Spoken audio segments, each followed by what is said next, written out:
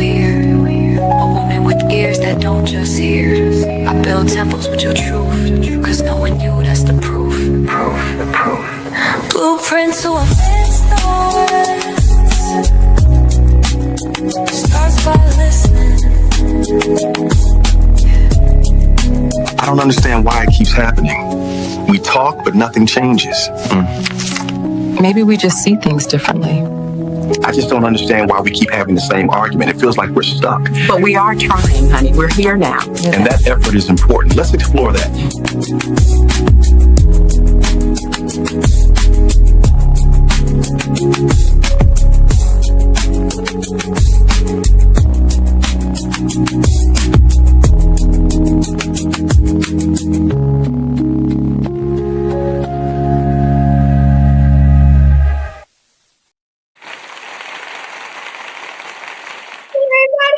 Welcome to Redless Vibe, where the vibe is always positive. How y'all doing on tonight? Hey, brother. Sister, you've been on my mind. What up, though? We're going to have some fun tonight because I saw something. Let's go. What up, chat? What up with y'all, man? Hey, everybody. I hope everybody's doing well. I brought brother up first because it's Ramadan. First night of Ramadan. Okay, brother. So I can't do the whole fasting thing, but I did say I'm going to give up cherry balls and chocolate. Yo, that's crazy. Wow. No cherry balls and chocolate for Ramadan. Appreciate you. I have to eat. I did gain 2 pounds though. Let's go. Hope the Most High accepts your fast. Here's the thing for me though, sis. It's also Ash Wednesday. Yes, for the Catholics. Which absolutely, which commemorates the 40 days of fasting leading up to Easter. So we ain't different. No, all the same. So I have something for you guys for Ramadan. We want to say happy Ramadan, everybody.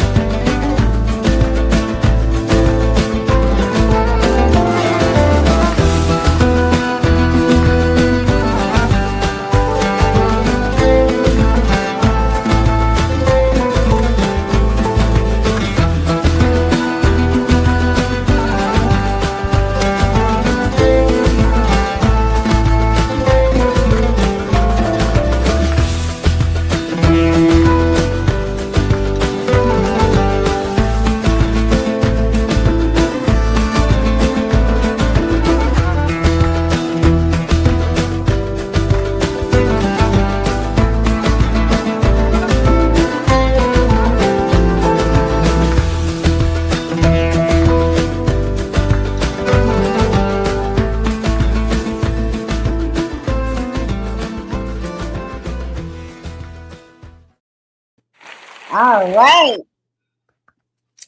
So, welcome to the whole panel on tonight. Before we start, anybody know who Jay Trills is? Anybody know who Jay Trills is? I don't know who you are, sir. So, that's my cousin. That's my cousin. Oh, sorry, I was on mute. Okay. You gotta come like On camera, baby. Okay. Hi, cousin. Can y'all hear me? Yeah, I can hear you. Oh, I ain't know it was one of the okay, my bad. Hello. Nice to meet y'all. All right. That is Miss CEO's cousin. Hi, everybody. Shout out to everybody that's tuning in on tonight. Tonight, we have a special guest on tonight. We have a special guest. We have AD, the Kingmaker here. Hey, AD. How you doing? What's going on? Appreciate y'all having me. I can't wait. This is gonna be. Let me say that video just a minute ago with the man and the woman. One, the song was beautiful. I know AI generated all of it, but I was sitting here smiling the whole time. Actually, I wrote that. You wrote that yourself. I Using wrote AI. that, and I did the movie, the video. I created it myself. I could look. It was beautiful. It was mostly about you. You were the centerpiece of the whole damn video, but. Or whoever the woman was, it was beautiful. I'm just glad to be here. Well, I gotta be the center of attention. All these men up here, okay. What? So, AD, shout out your channel if you have a YouTube channel. If you put hashtag RLV in the chat, it will drop your link every time you do it. And just tell us about a little bit your channel or your platforms that you have. Yeah, so I am AD the Kingmaker. I'm a men's lifestyle and relationship coach. I help engineers, executives, and entrepreneurs, high caliber husbands who are, they've succeeded in the boardroom, but she's just not giving it up like she used to. She don't even look at you. She don't talk to you the same. And I help them bring it back and take it beyond. And I teach the seekers of female desire, like the biology of a woman, like what has to happen up here for her to really want you, not you talking her into wanting you, her desiring you. She can't even tell you why. She just can't keep her hands off you. So that's what I do. You can find me on all platforms at AD the Kingmaker, on YouTube, on Instagram, all that good stuff. Awesome. Okay.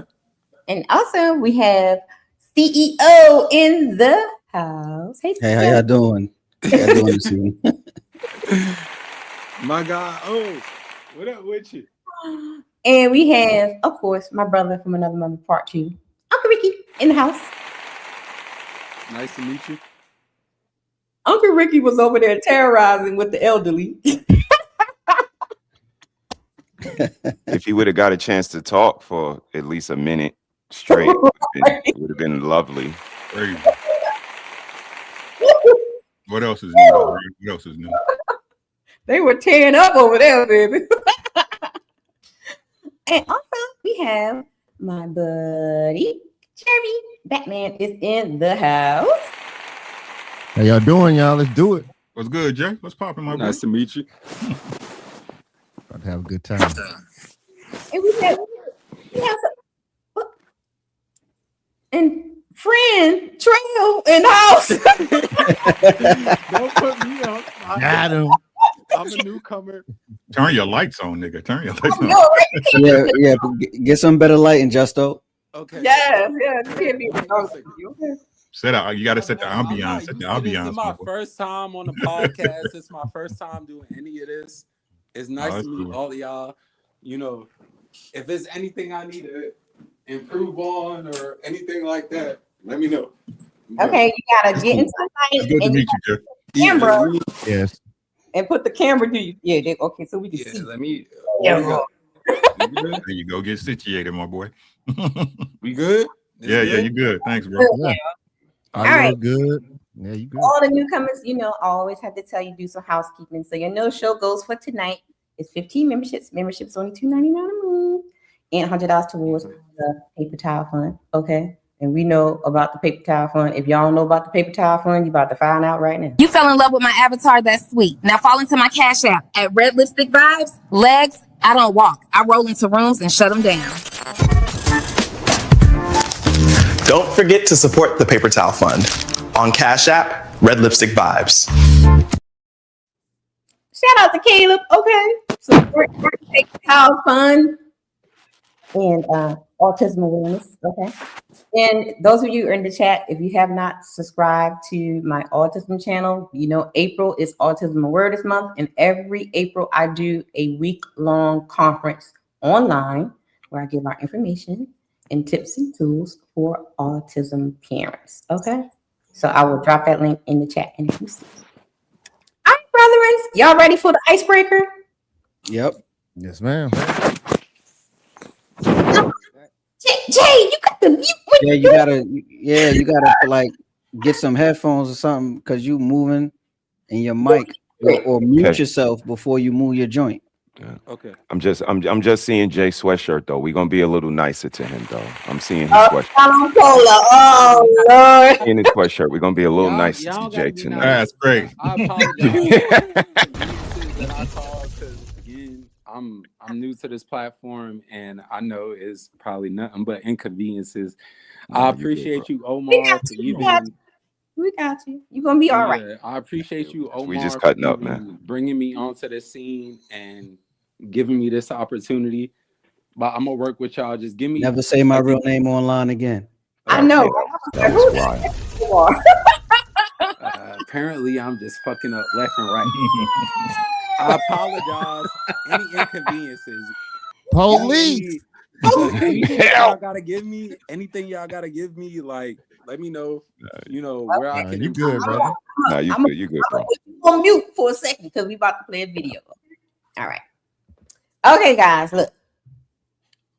I found, because we've been having this conversation about logical and emotional women, right? Because they think women are just logical out here in these streets. So I put together a little compilation for y'all. Here we go. See, nah, nigga, watch out! Watch out! Watch out! Bro, stop playing me, bro. You making it feel bigger than what it is because you fucked up. Stop! You doing all this for what? Stop!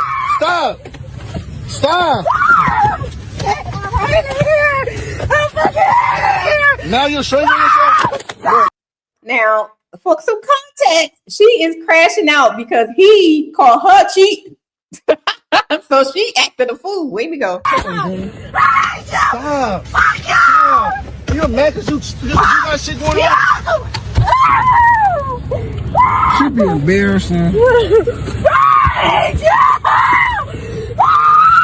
I hope you ain't calling the police. Oh God, I hope you don't. Oh God, I don't care. Then stop. We could delete it right now. I will kill y'all ass. I don't give a fuck. Bitch, I lay all y'all hoes out. Real motherfucking talk. Y'all fucking with the wrong bitch. I'm so sick of y'all. Stop fucking with me. Y'all not gonna stop fucking with me till I kill somebody around this bitch or lay a hoe out. Tamarcus, you ain't on it. He started riding by. Watch what I do. Bitch, I hit your shit. Real talk, bitch. Knock your shit loose, hoe.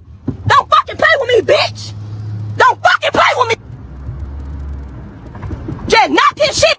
Bitch, don't fucking play with me. I keep telling y'all hoes, stop fucking with me. I don't have no motherfucking common sense in the world. I don't give a fuck when it come to me. I'll kill you bitches. Real talk. Bitch, you asking for it, so I gave it to your bitch ass. Not the whole motherfucking back bump off, bitch. Don't play with me. So sick of this hoe. Bitch, I don't give a fuck about my car. You damn right my car tore up. Guess what? I'ma tear y'all shit up with this motherfucker. This bitch still gonna be driving and rolling. Ho don't want to see me with shit. That's why he doing the shit he do. Take your bitch ass on. Lame ass hoe. Bitch, you can't on me. I'd kill one of you bitches. Real talk. I don't play, bitch. Never played.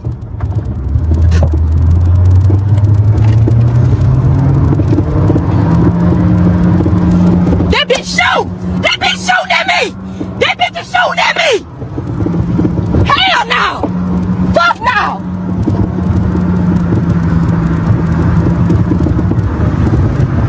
Let me get away from this bitch.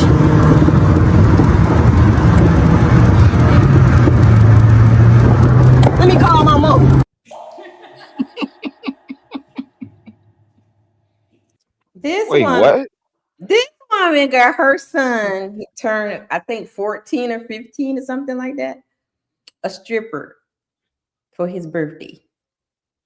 With the the cake on her booty when he came home. Mm-hmm. But they logical now, okay?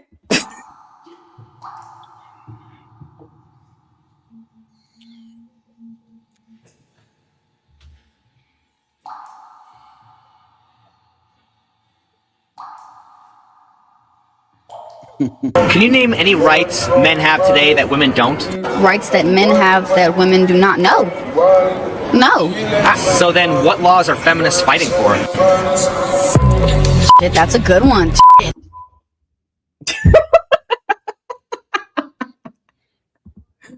What do you think about the compilation? Yo. That second one was crazy. Yeah. With the car. I think if that lady would have shot her, it would have been No. It wasn't a lady. She was beefing with her boyfriend. oh well, whoever that person, if he would have shot her, I think that would have been justified because she tried to hit him with the car. Yeah. That first one with the lady beating herself up and getting all flustered right before she calling the cops, that's scary. Right. So that's a Like when women be like, oh, what's one of your biggest fears? I'd be like, being locked in a room with a little girl. And that's what I'm talking about right there. Yeah. Can I be honest? Can I give my honest feedback? Y'all probably not gonna like it. No, you can lie to us. Go ahead. I'm conflicted about that last one. I'm conflicted. I don't know if that's a good mother or not. I'm conflicted. It's a good mother. Go ahead and say it. You can say it. I'm conflicted. Go ahead, man. I'm conflicted. Yeah, have my mama did that for me at shit. Come on, mama, let's go. But I don't know. I'm conflicted. She set him on a straight path. What would you think about your mama did that for you? What you think about your mama? Thank heavens, mama. I've been trying to get some ass. Thank Right. you. But behind that, what you thinking about? What you mean? Thank behind you. that. You just gonna leave it at that? My mama bought me some below the pussy. surface. Yeah, below the surface.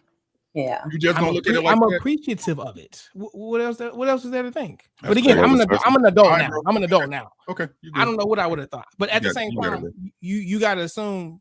I think you assume that I think highly of my mother. That's not. I didn't say that. I'm asking you the got question. you. So that's it. I would just be like, thank you. I'm so Jay, appreciative. why you got your hand up, Jay? I don't think he know how to unmute himself. Oh, okay. I was like, what's going on? Oh, try to speak. okay. There you go. Go ahead, Jay. Oh, every time I try to speak, it say mic muted. Yeah, you was on mute. You have to unmute yourself. I ain't doing nothing physical. Again, this is my first time, so apologies good, for boy. any inconveniences throughout this whole thing. But This is the best panel for you to be on and be new. I ain't gonna lie. Good, sir. heard that. But I appreciate y'all welcome me on here and shit. I just wanted to make sure that I was actually heard and everything. Well, what do you have on the clip that we just do you have anything about what was shown regarding the clip? Like, no, I don't have too much regarding that. I don't really got anything regarding that one. Okay. Jeremy, what you got? Be totally honest with you. I would look at my mama crazy if she brought me a stripper home. I'm gonna be honest with you. I'm gonna think that's probably one of her friends, and I'm gonna be looking at all her friend group a little different. And I ain't gonna hold you. That's not her job to procure coochie for me. I'm supposed to do that on my own. She's not supposed to be encouraging it. I'm supposed to learn how to be sneaky. So yeah, that's how I feel about that. On the first part though, there was two classic cases of women crashing out. And the second one in particular with the car, I kind of liked it because she effed around and found out. Right. She was talking a lot of big mess until she heard that pop go on. Then she's like, let me call my mom. She's like, let me call my mom. Yep. And that let me know that you acting like a kid. But guess what? Can't call him a kid though, but you definitely crying hysterical about something that you did. And then the other girl wanting to fight somebody that's way bigger than you. And then when trouble happened, let me call my mama or let me call the police. Right. Yeah. Mm-hmm. Brother? Yeah. Who? Which one? Brother number one. I mean, typical behavior.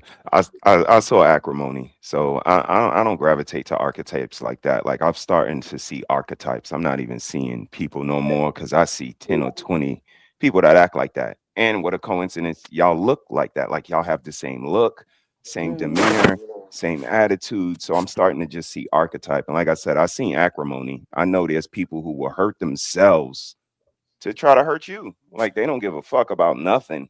So I just use it as a warning signal and you know, stay away, far away. I like Aaliyah. See, it's the bricklayer jersey. Shout out to Aaliyah. Rest in peace, baby girl. I like girls like that. So you know what I mean? Like these girls don't fit her archetype. She did a whole movie where it was no sex scene. She ain't show no booty, no cleavage. Like they wouldn't be able to pull that off. They show their whole body and they still broke and got herpes. So you know. Oh. Congratulations. Not the luggage. Willie lump. Oh, goodness. I don't know if there's something that's allowed on this podcast, but like, can you elaborate on that? Like regarding the archetype, like regarding females as or whatever you're speaking on as far as archetype goes, like, can you elaborate on that? What do you look for? Yeah, to be quick, you know, we see personalities that are similar, especially in our walk of life, our experience. We see people who like, man, you remind me of so and so, and you know, sometimes it goes even deeper than that. Like there's whole groups of people that operate in a certain fashion. These Medea types, these Shanae types. So you know what I mean? I see the blonde hair, I see the cantankerous attitude, I see the bonnet. Like you fit an archetype. And it's you know not coincidence. Once I see a group in Chicago and a group in New York and a group in Philly, you can't tell me it's coincidence. This is what it is. Okay, I got what you're saying. Anybody else? Yeah. She wasn't logical. The first chick or the brat, right? She wasn't logical, but she sure was tactical, wasn't she? Yeah. Oh yeah.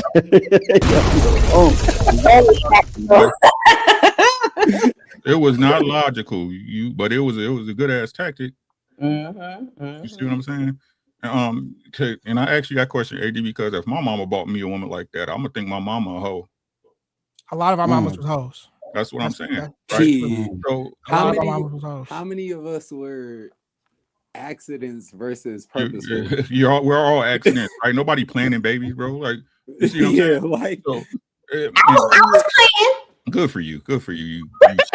You good for you. Shout out.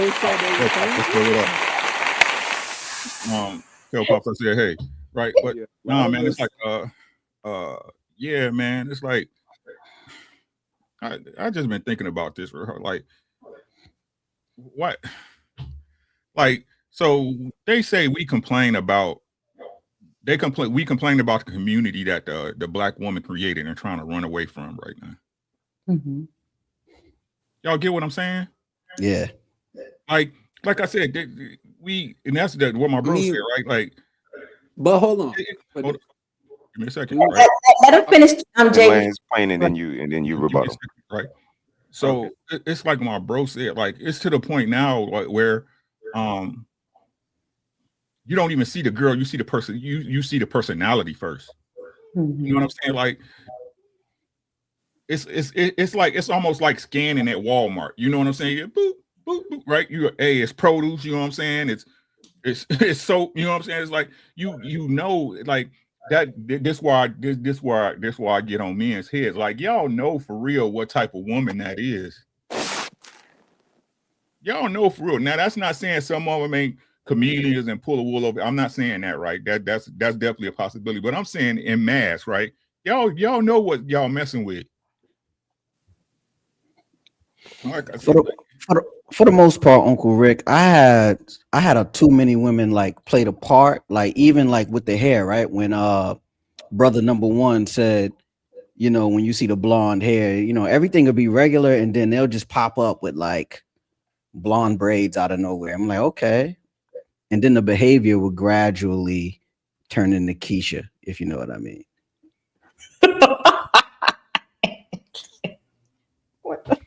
I mean, but that's the thing about it. Like the blonde hair, what was it, her hair that she curates every week and she just dyed it blonde?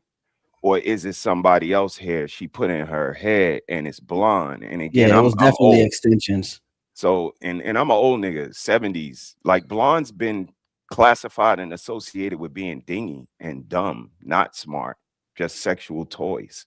And if this is your aspiration, like out of all of the things that you could do, you chose to put blonde white woman hair in your head. So that's an indication for me. And that's why, you know, like Ricky said, y'all know who y'all fucking with, whether you ignore it, suppress it, push down because she got a big butt or whatever the case may be. Yeah. But you know what it is. And you know, that's why It really it matter begins how to be you so look at unfair because we get the blame ultimately. And it's like she was a chameleon, she was whatever the case may be. So, you know, protect yourself at all times, like my bros say, and govern yourselves accordingly, fellas. Good luck. I got a question. Do y'all love these hoes? I love my hoes. I mean, yeah, my wife. I love her to death. honestly, honest to God speaking, can y'all hear me? I'm coming through. Yeah, we hear you just fine, bro. Yeah, 'cause, yeah, like, nah, I don't think any man love these hoes, but I do think, like, depending on where you're at as a man and what stature, if that's a good wording for it, like you're at, that will decide if you actually like not love these hoes, but like resonate with them. You love your mama? Of course. You love these hoes? I love hoes. Earlier. I love hoes. Ain't nothing wrong with hoes. But at the end of the bad day, rap. that depend on where your mama was at. No, I think my stance, bro, is that they all hoes. You know what I'm saying? There's good hoes and bad hoes. That's all. But Yeah, I mean, Uncle Rick. Yeah, like you see, you're not familiar with Uncle Rick. Uncle Rick he believes all women are hoes. So when he say hoes, please take no disrespect. He's just describing. You know. Hold on, my son banging on the wall. Hold on. Oh Lord. Okay. I was about to say, but as far as like me being Genius cousin, like I don't ever take anything that anything that he says or anybody that he's around, like I don't take anything super critical. Like I'm a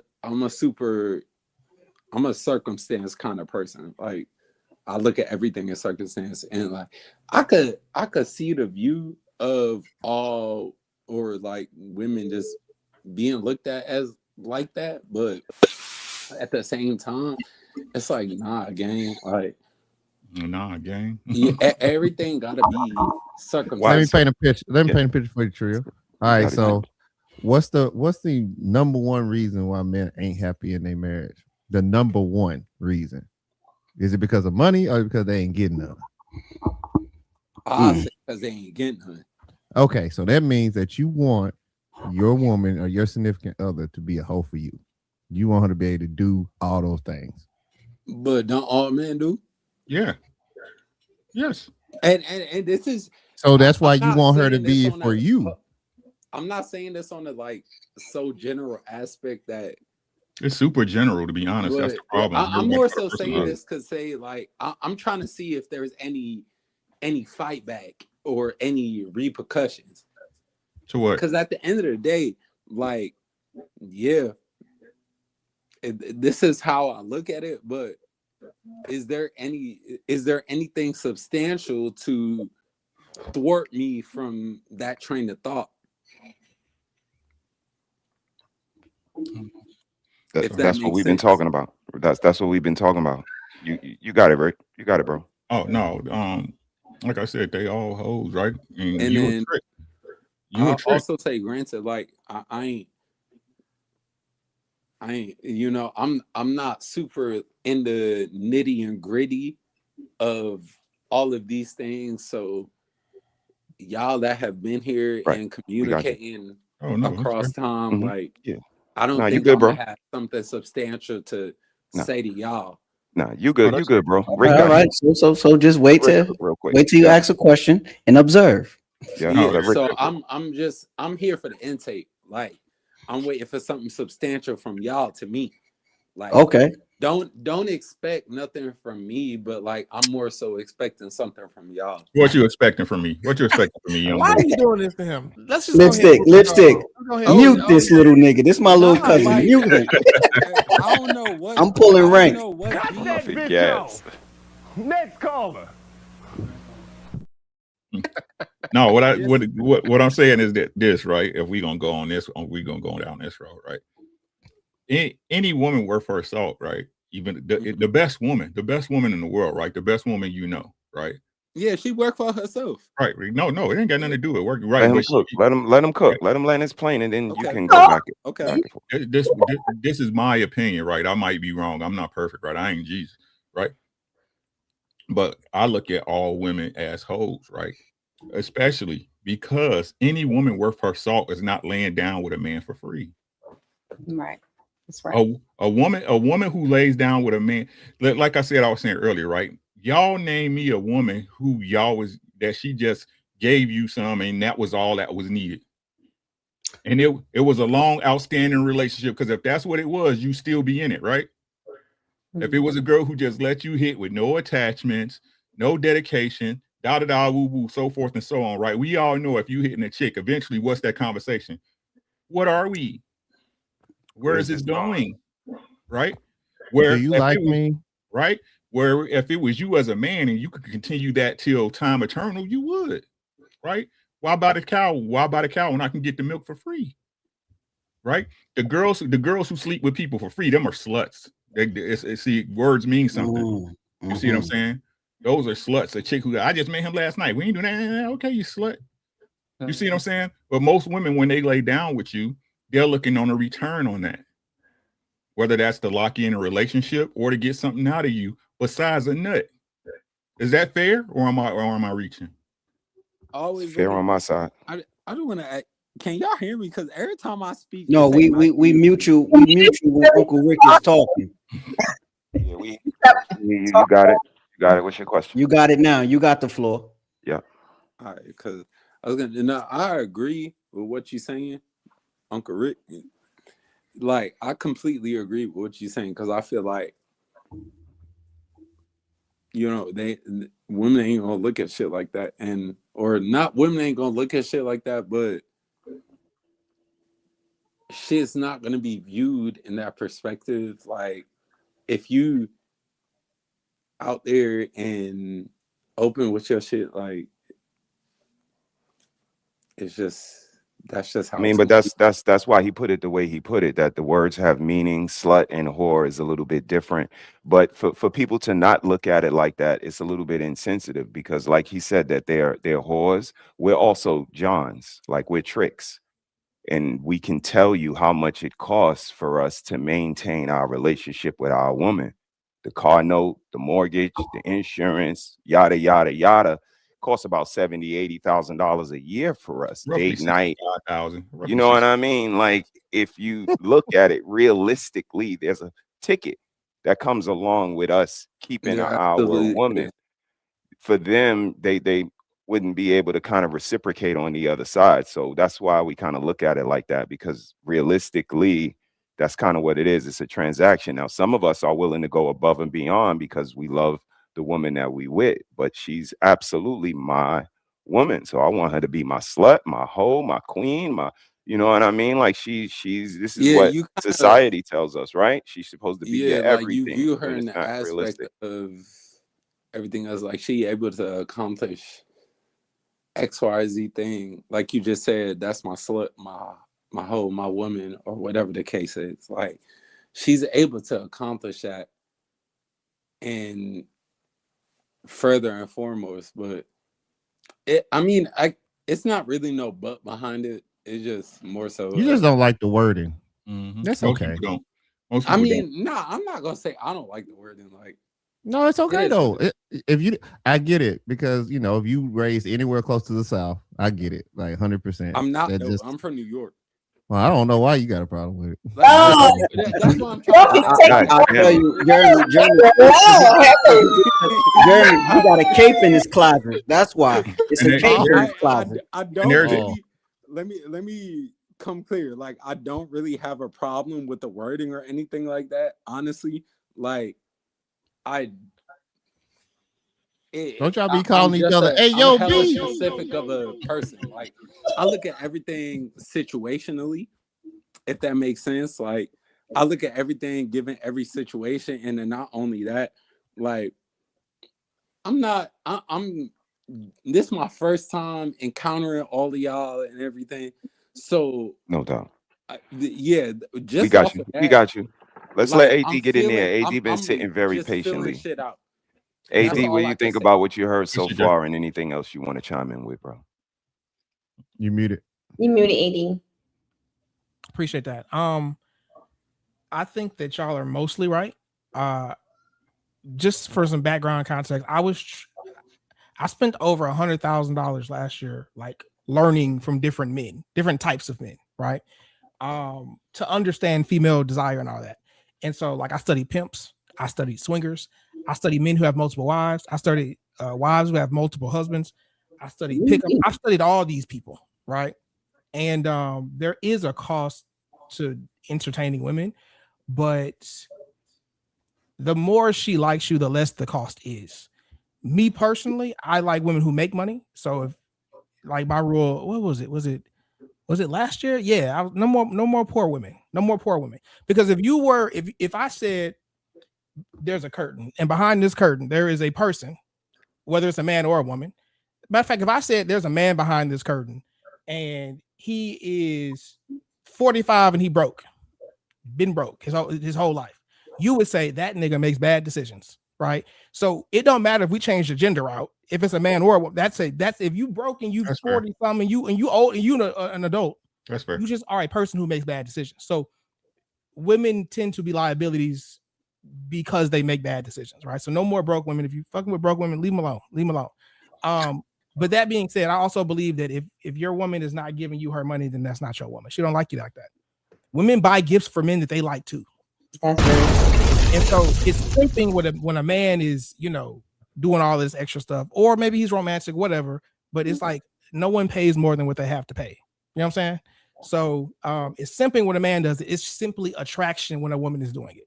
And I like women who like me. So I like women who like to do for me.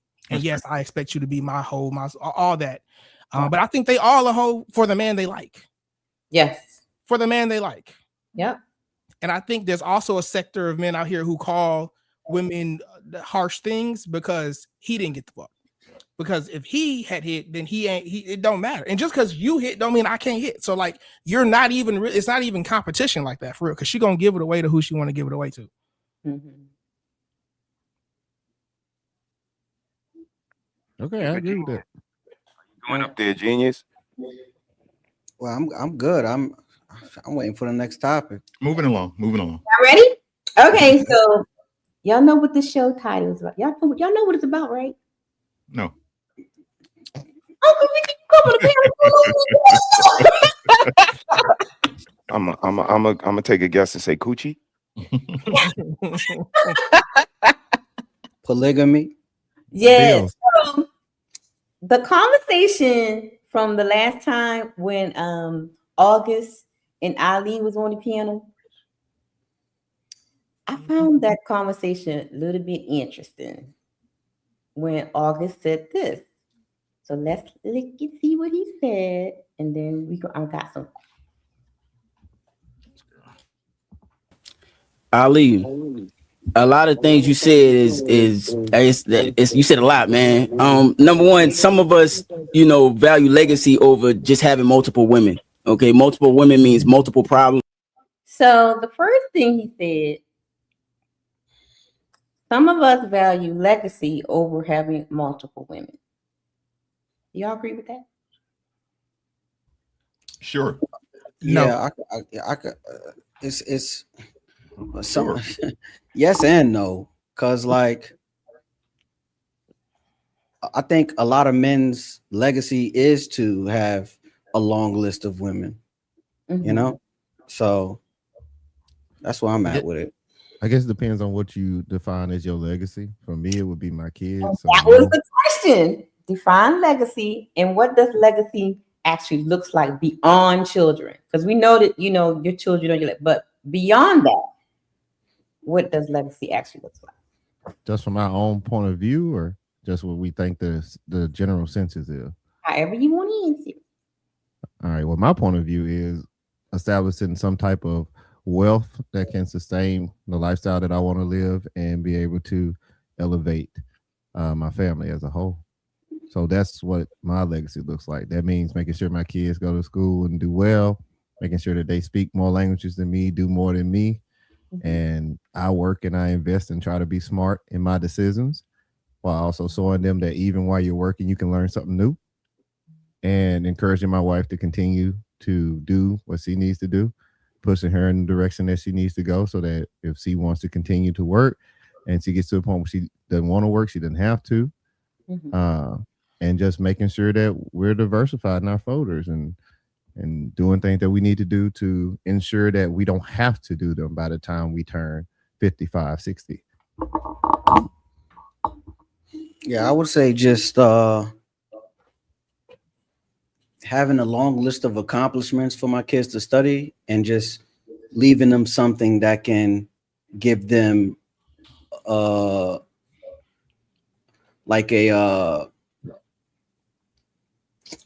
that can help them in their future, like leaving the ladder there. You know what I'm saying? So they can continue to elevate. AD. I think that people focus on legacy. Like, I think people use a lot of words that they don't know what the fuck they mean. I don't know what people mean when they say legacy. I think Jeremy is right. Everybody has their own perspective. I don't think about legacy like at all. And that might sound dumb or whatever, but I don't. I think about what the fuck I want to do today. And then tomorrow, I'm going to think about what I want to do tomorrow. And as long as I get up and do what I want to do, with who I want to do, with how I want to do it every day, my legacy is a nigga who did what he wanted to do. Like, that's it. And what I want to do today might be different than what I want to do 20 years from now. Right. But like, this whole idea about legacy, it's like your legacy is what, a story that people tell, but no one knows everything, right? Like, Jordan's legacy is that he is the GOAT or whatever, but like, he didn't win the most rings. That's like, it's just what people say. That's what it is. Your legacy is what people say about you when you're gone, right? Or what people think about. I don't give a fuck what they think about me today. I could really give a fuck when I die. So.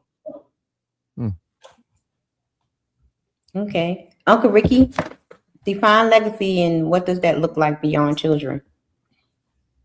Nothing. Okay. That was It's nothing. If you didn't have children, there's nothing left of you once you leave here. So how can it be a legacy? Somebody else saying your name and what they think about you, or what stories were told by other people about you. That's not no legacy. That's conjecture. Your kids, you was put. I don't care what y'all say. We was put on here to make more of you. That's why you here. It's crazy how horses understand it, roaches understand it, ants understand it, but we can't seem to grasp it. God darn it, roaches. That's why you here. That's how you got here. Everything else is just a mask to that. But hey, y'all got it though.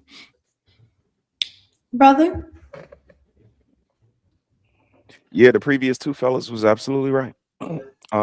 I can't control it. That's the thing. Legacy. Carrying on the Harris name and hopefully perpetuating the values and upholding the values that me and the missus put in place, because they wasn't here before us. Like, we were the cycle breakers. We the ones that changed the trajectory. And our kids are one coke habit or one bad mistake away from fucking up what you call a legacy. We could leave them millions. They could sell the house. I watched my family do it. Sell the house, fuck the money up in less than 6 months. What kind of legacy is that? Hey, bro, So they want bad interpretation away. You know what I mean? It's that simple, bro. and it's it's on us to instill values, and that's why we sit here. Like these tangibles, congratulations, it's kind of the intangibles that are a little more important. And if we don't instill knowledge, wisdom, understanding, integrity, the value of something more than celebrities and money into our children, we ain't gonna have shit of a legacy.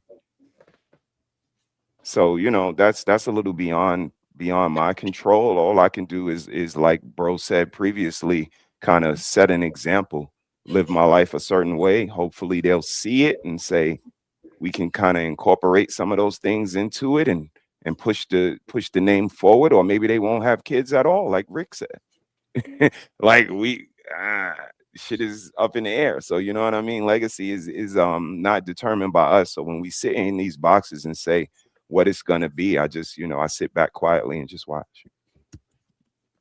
Jay, I'm gonna take you off mute so you can talk. Yeah, I was gonna say like a lot of my generation, I can understand how y'all feel like that, because a lot of my generation is the same thing. Like it don't matter what you say, like it goes off of trials and tribulations, like what you have to go through as a whole. But yeah, that's just all I'll say regarding that. And like, when it comes to everybody else, like, or I mean, I say it like that, but just being that it's so like my generation has such an urge to go through shit themselves, like versus just like listening to what y'all would have to say as far as advice goes. Like he calling y'all old. I pray you get old. It's a lot of shit. I mean, it's a lot of stuff that Genius done told me that would have helped me as I got older. That if I would have just taken the advice, it would have been all right, like simple shit. But it wasn't, because I didn't just take the advice. So my generation is a lot more trial and error versus learning off of everybody else's trial and error. Jay, what's your generation? So I'm 27 myself right now, right? Okay. And so I think I fall into, what is it? Millennials? Do I fall into? Or I don't keep up with. I think you Gen Z. Yeah. Nah, no way. Yeah, that's you. Gen Z. Yeah, they say Gen Z is the dumbest generation. I'm sorry, Jay. Nah, I'm not there though. But anyway, if I fall into Gen Z, hypothetically speaking, let's say I fall into Gen Z. You do. How old are you? I'm 27. All right, I fall into Gen Z. I ain't even going. 1997 to 2012 is Gen Z. Bro, like for me, I see I see a lot of the things that holds back, say, Gen Z from moving forward, and that's just holding them back in general. Like I see a lot of it. We do too. We do too. I know. Being that I'm Gen Z, I could probably call all of y'all my old heads. That's cool. Like, oh damn. Yeah, all of y'all. That's cool. I'm alright with that. But at the same time, like, I don't think I have the same perspective that most of my generation would have onto how we've been taught and how shit go. So like, it's just that, like, I respect all of y'all perspectives and like how y'all live y'all lives, because at the end of the day, I think there's a lot to be learned from what the next generation after Gen Z. Like, I think there's a lot to be learned, like for real. So that's just that. So it's hard for me to differentiate. But well, being a millennial, right? Myself, right? Mm-hmm. I can see that Gen Z has a lot to prove, and then the generation after y'all are easily programmable. Yeah, I'll say that is more so an aspect of there's a lot to prove. Like, you hit the nail on the head, because it's a lot from my generation to prove. Like me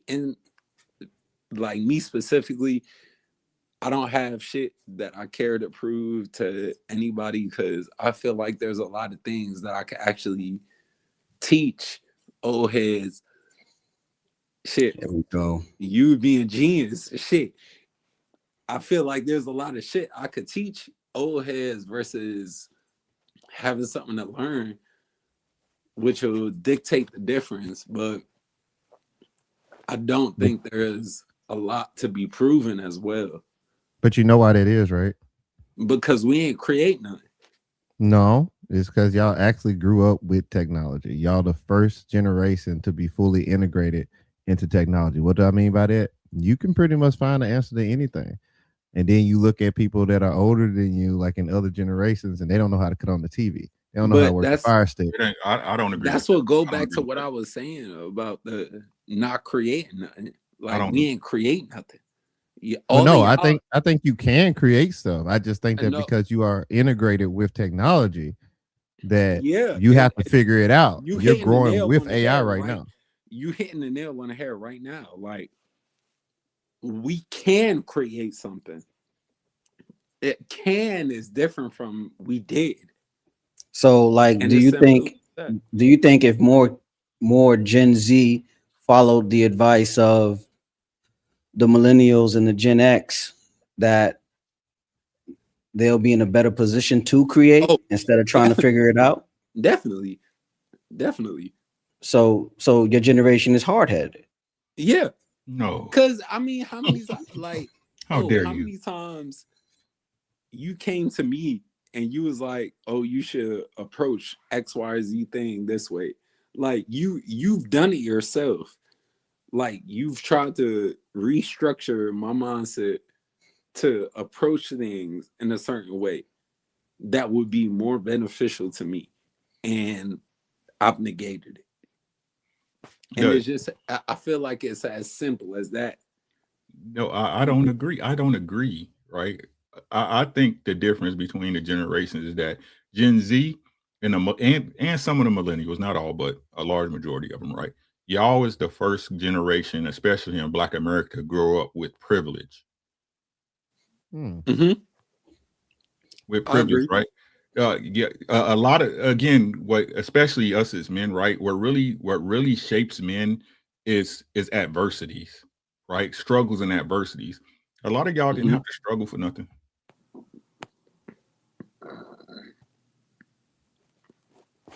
That's a fact.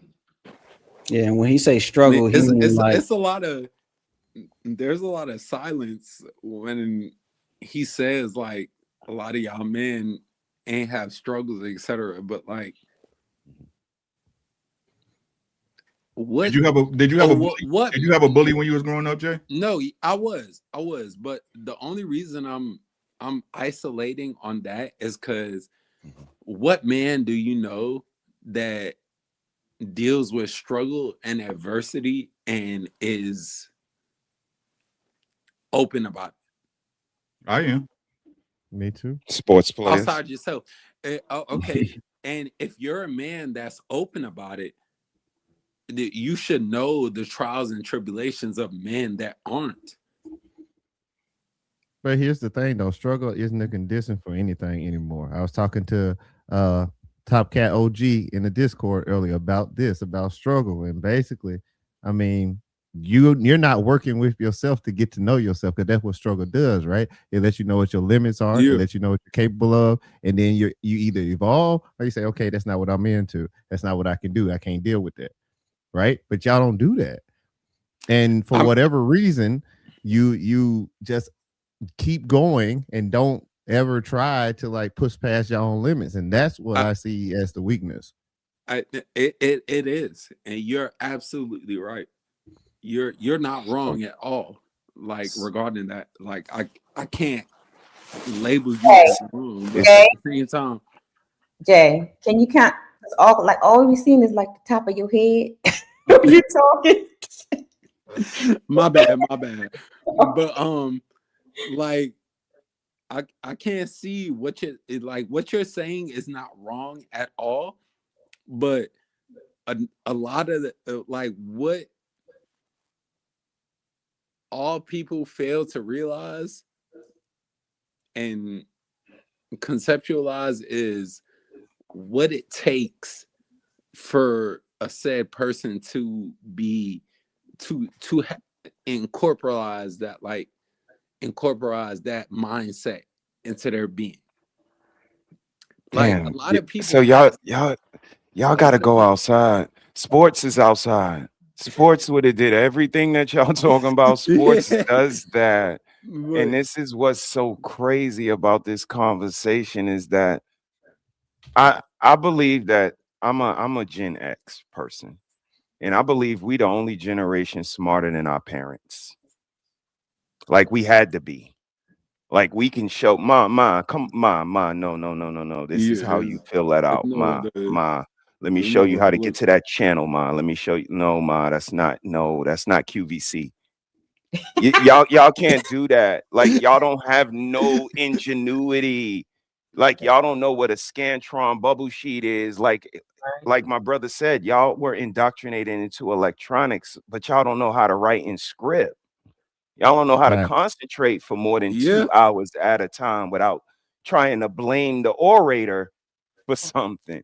It's a difference. And Generation X, we teach everybody we can do all things. Hold on. So this is why, Ricky says all the time, we just trying to save y'all time.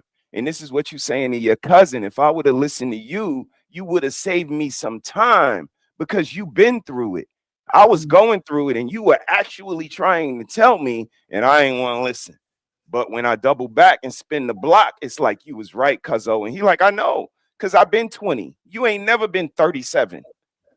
So it's those things that y'all take offensive and say, oh, gee, you long-winded. Yeah, but OG got truth in there. You just don't want to sit with it because, I don't know. Uncle Rick, what you think? Am I wrong? No, but like. Hold up, Jay.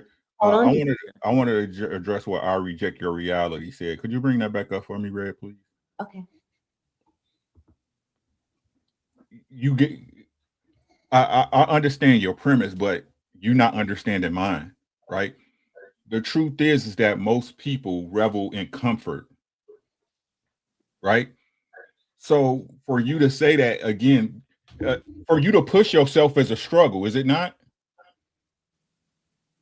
Right? Were you asking me? No, not you. I'm talking to what's coming, right? Is that not because you have to push yourself out of your comfort zone, right? Isn't that a struggle for most people? Mm-hmm. Right? Doesn't it have to be a learned behavior? Right? So it's not bottom-up thinking, it's just understanding the nature of most people, right? Once they find something that works for them, they usually stay there. Is that fair? Yeah. I mean, even though a response is not needed, I agree with you. Like, I understand that. And again, you're not addressing, you're not respecting my premise. How many people have that mentality then? Would you say on average that that's the case? If it wasn't a struggle, then it would be easy. Like, you see what I'm saying? You're looking at struggle as a negative thing. Struggle is not necessarily a negative thing. It's putting pressure in a certain situation so you can figure it out. Dealing with adversity is a struggle. Right. You're struggling to get to the end. And this is my thing. I reject your reality. Life for most men is just the journey between one adversity to the next, with some good times in between. right? Because life is pretty mundane until something hard hits the family. That's when the man really got to step up and, you know, prove his salt or overcome that particular issue. You see what I'm saying? So what I'm saying, you're not wrong, right? But I'm not wrong either. So I guess two things can be present at the same time. Right? Yeah. No, Jay, he wasn't talking to you. They pull up comments and respond to the chat. If you, I don't know how the phone situation works. But like, he can't see it. Yeah, he can't see it. Yeah. Yeah, I'm about to say like That's fair. That's fair. I reject I your haven't reality. That's seen fair. That's fair. anything outside Keep of coming. your That's mic fair. is That's muted. totally fair. That's totally fair. I can see that point. So, okay, let's continue because I got a question. And me personally, I don't want to be the guy with multiple women, even if I'm permitted to do that, because then I'm gonna just be regulating women all day, and I have bigger and better plans for my life that I want to do. Let's stop right there. So, AD, What's up? what is polygamy? What is polygamy? Yes. Okay, that is okay. You caught me off guard. So polygamy is like the big umbrella term, right? It's like it just means everybody fucking everybody. That's what it means to me. Anyway, that's the umbrella term. It's many, like poly means love, gami means people. I don't know. It means there's multiple people, right? Right. And then you got polygyny, which is one man, many wives, or one man, many women. Like people use it all kind of different. One man, one dick, several vaginas. Okay. And then you got I forget what the other one is called, where there's one woman and many men. Polyandry. Polyandry. Is that it? Them what a weak niggas. They be involved in that. Polyandry. Yeah. And that's it. Yeah, that's what that is. As best I know. So we heard August say that you know, he's trying to build his legacy and he doesn't have time for all these multiple women. So a lot of times when I hear men talk about the multiple wives and multiple women, they say this whole building a community or family thing, right? That's the first thing they say. But if they keep talking, they sound like, you know, my problem child number 2. It always leads to shit. So why do men say, oh, it's about legacy and community, but from the outside in, it's just looking like you just want, like my boy here say, additional coochie on the He shouldn't want to have sex with his women. No, you're not understanding what I'm saying. You're saying why is it always about sex? I'm asking you Right, why wouldn't? Right. Because whether I got one woman or multiple women, why I'm not supposed to try to have sex with her? You can have sex with them. So then what are we talking about? You shouldn't. But when men talk about it, right? They lead with, "Oh, I want to build a family." But the more you talk to them, it's not even about building the family. It's not even about having a legacy or anything. It's about just being able to have multiple coochies. It's not. You don't have to have 2 women for that. You could just fuck 2 different women who don't know nothing about each other. But that's what they want to do. But see, when they have the wife, right? When they have the wife, so they won't hurt her or make it look bad. Then all of a sudden they want to say they want to be, you know, poly. So they don't have no consequences or the guilty feeling, you know, with the woman because they want multiple coochies. So or they won't be labeled as the cheater. Y'all understand what I'm trying to say? No, I get what you're saying. Okay. Somebody understand what I'm saying. God damn it. I think a lot of men, or the men that you're describing that always start with community, then wind up getting back to sex, I think they're like super freaks, and like they also want fellowship in some form or fashion. So they find this thing that means something, and so they cloak themselves with that so they could just do whatever. So I think that's the type of men that does that always drive it back to sex, because it is about building a community. But if it always just go back to, of course, sex is going to happen. But if it always go back to sex when explaining, what's the proper way you said it, AD? Polygyny. Polygyny, right? They just want to, you know, freak off on many different women. I think the thing is that, again, like if you playing that game, you got to take the responsibility that come with it. You know what I mean? We're about to talk about that. Right. I think that's the biggest thing, right? So if you gonna wear it under that, if you're gonna wear that banner and that badge, that means you got plate. Yeah. So it's like I said, We gotta show. We show the plates here, AD. if I'm being, oh, go ahead. Ooh-wee. Look at that salad. That's salad. I think if I'm being honest, and if I would use me as an example, right? I don't have the bandwidth for that. You know what I'm saying? We're about to talk about that. Yep. I got I had a bandwidth to stick another chick, but take care of her? Hell no. I'm just being honest. No. Like, I ain't got that much love for people. I'm just keep it thorough. You know what I'm saying? Like, I can't do it. Like, so I wouldn't entertain no woman, right? That I ain't gonna even lie. I just don't have the bandwidth for it. I don't. It's not difficult, but it's not difficult for me anymore, I should say, right? But hey, taking care of somebody's a hard job. Right. Taking care of somebody is a hard job, and that's men and women alike, right? It might be a job you enjoy, right? If it's something you love, it's not like work, right? But it's still difficult. Yeah, we're about to talk about that part too. So that's what I was trying to get to. Well, are we going to get into that part? But it seems like when I'm looking at the TikToks and the different panels and things, right, it seems like more men are trying to like adopt the whole poly stuff. Not what it was mainly intended for, like the biblical sense of it. Like they love quoting the Bible, right? Mm-hmm. But all when they're talking, all they're talking about is because I can have another woman. I can have another woman coochie. I can have another woman coochie. I can have another woman coochie. They just want to be able. One more time, because I didn't say this part. All right. So one, I'm currently married, right? I'm currently looking for a sister wife. So if y'all like me, shout out. Go drop a message on my Instagram. Okay. And here's the thing: it's not just about sex, because there are other women who I can partake in things with, right? And I'm not gonna say it's about legacy either, because I don't use that word. It's about I'm a man on a mission, and if you with me, your mission, you are to be under the mission. You are to help me get where I'm going. Otherwise, you are a hindrance. Otherwise, you're my enemy, right? And so, the idea of another woman is there's two benefits. One, the more women, I'm speaking for me. I learn a lot about myself through women.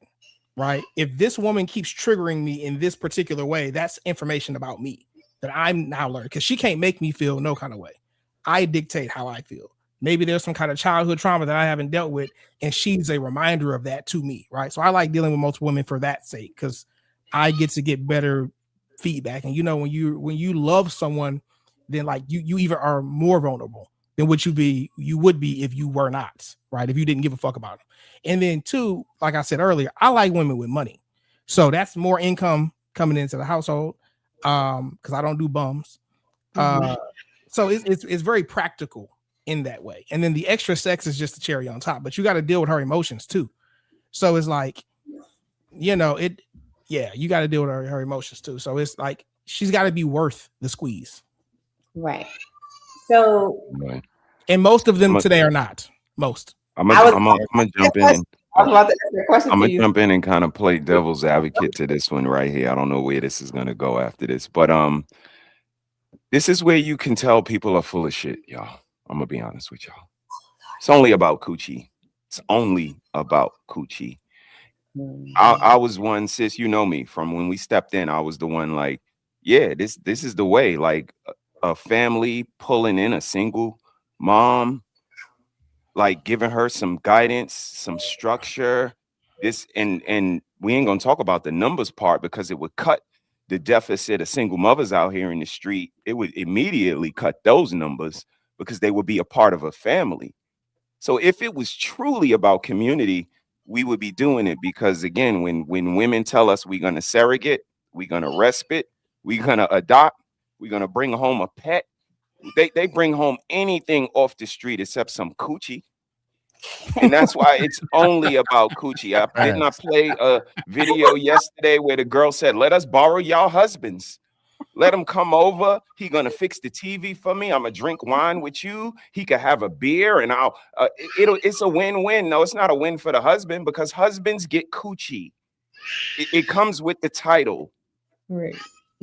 So this is why it's not happening, because nobody gives a fuck about the kids. I don't care how much y'all lie and say y'all care about kids. Y'all don't give a fuck about kids. Y'all send them to places that get shot up. That's crazy. So if you got a stay-at-home wife and the kids are going to some other person to indoctrinate them and teach them, come to my show on Saturday. I want to talk to you. So they don't love the kids. It's about coochie, sis. And rightfully so, because men like coochie. And when we're doing what responsible men do, paying bills, being responsible, coming home, we deserve coochie. And this is how you know, like the brother said, they don't really like y'all. Like, I know my girl liked me. Yeah, she wasn't no virgin when I met her. Shout out to you, Uncle Rick. But she walked up to me and said, nigga, we could do this the easy way, or we could do this the hard way. I ain't walk up to her. She came to me. Y'all niggas girls ain't come to y'all, and then y'all wonder, like, why she don't like me? Because you sought her out. You were an inconvenience to her. Like, she ain't want to talk to you. You wasn't her first choice. Wasn't her second choice. So the way they look at it, okay, you can try to frame it however you want, fellas, but y'all want additional coochie. I think the additional coochie is just a bonus, though. I cannot. Here we go. Here we go. Well, I got a question about the D-discipline. Is it easier to just add women to your harem than to master self-control or D-discipline? I have a clip for y'all before y'all talk. Thing about it, when you hear a man say, oh, it's in a man's nature to be with multiple women, he trying to manipulate you, love. When you look up the word nature, it refers to animalistic ways. And then men go into this whole thing. And they do use that a lot. It's in a man's nature. Damn it. It's in a man's nature. Yeah, they use that a lot. Okay, let's go back. One thing about it, when you hear a man say, oh, it's in a man's nature to be with multiple women, he trying to manipulate you, love.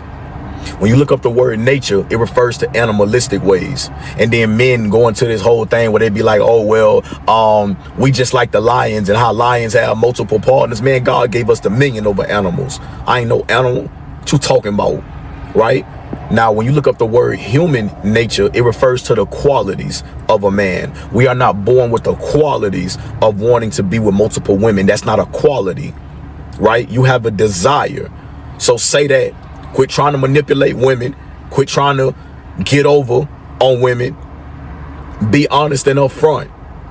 Let her know, look, I cannot be monogamous because I do not have enough discipline to be monogamous.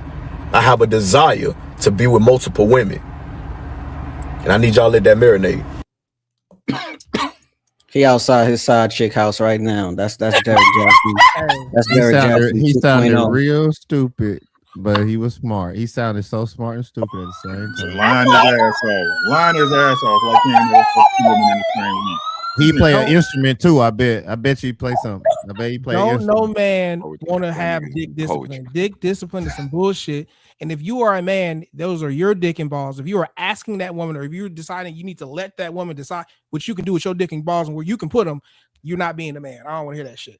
We are animals. We do have a nature, and he don't know what he's talking about. He's trying to get some coochie. He's trying to get there some is no need for dick discipline when there is no pussy to get. I'm so tired of this argument. I am so tired of this argument. Tell him, it bro. Makes no sense. If you don't let me fuck, I don't fuck. You know I want to fuck you. I walked up to you. Hey, shorty, Miss Lady, how you doing? You sure looking nice today. That dress. You know what I'm here for. Right. Yeah.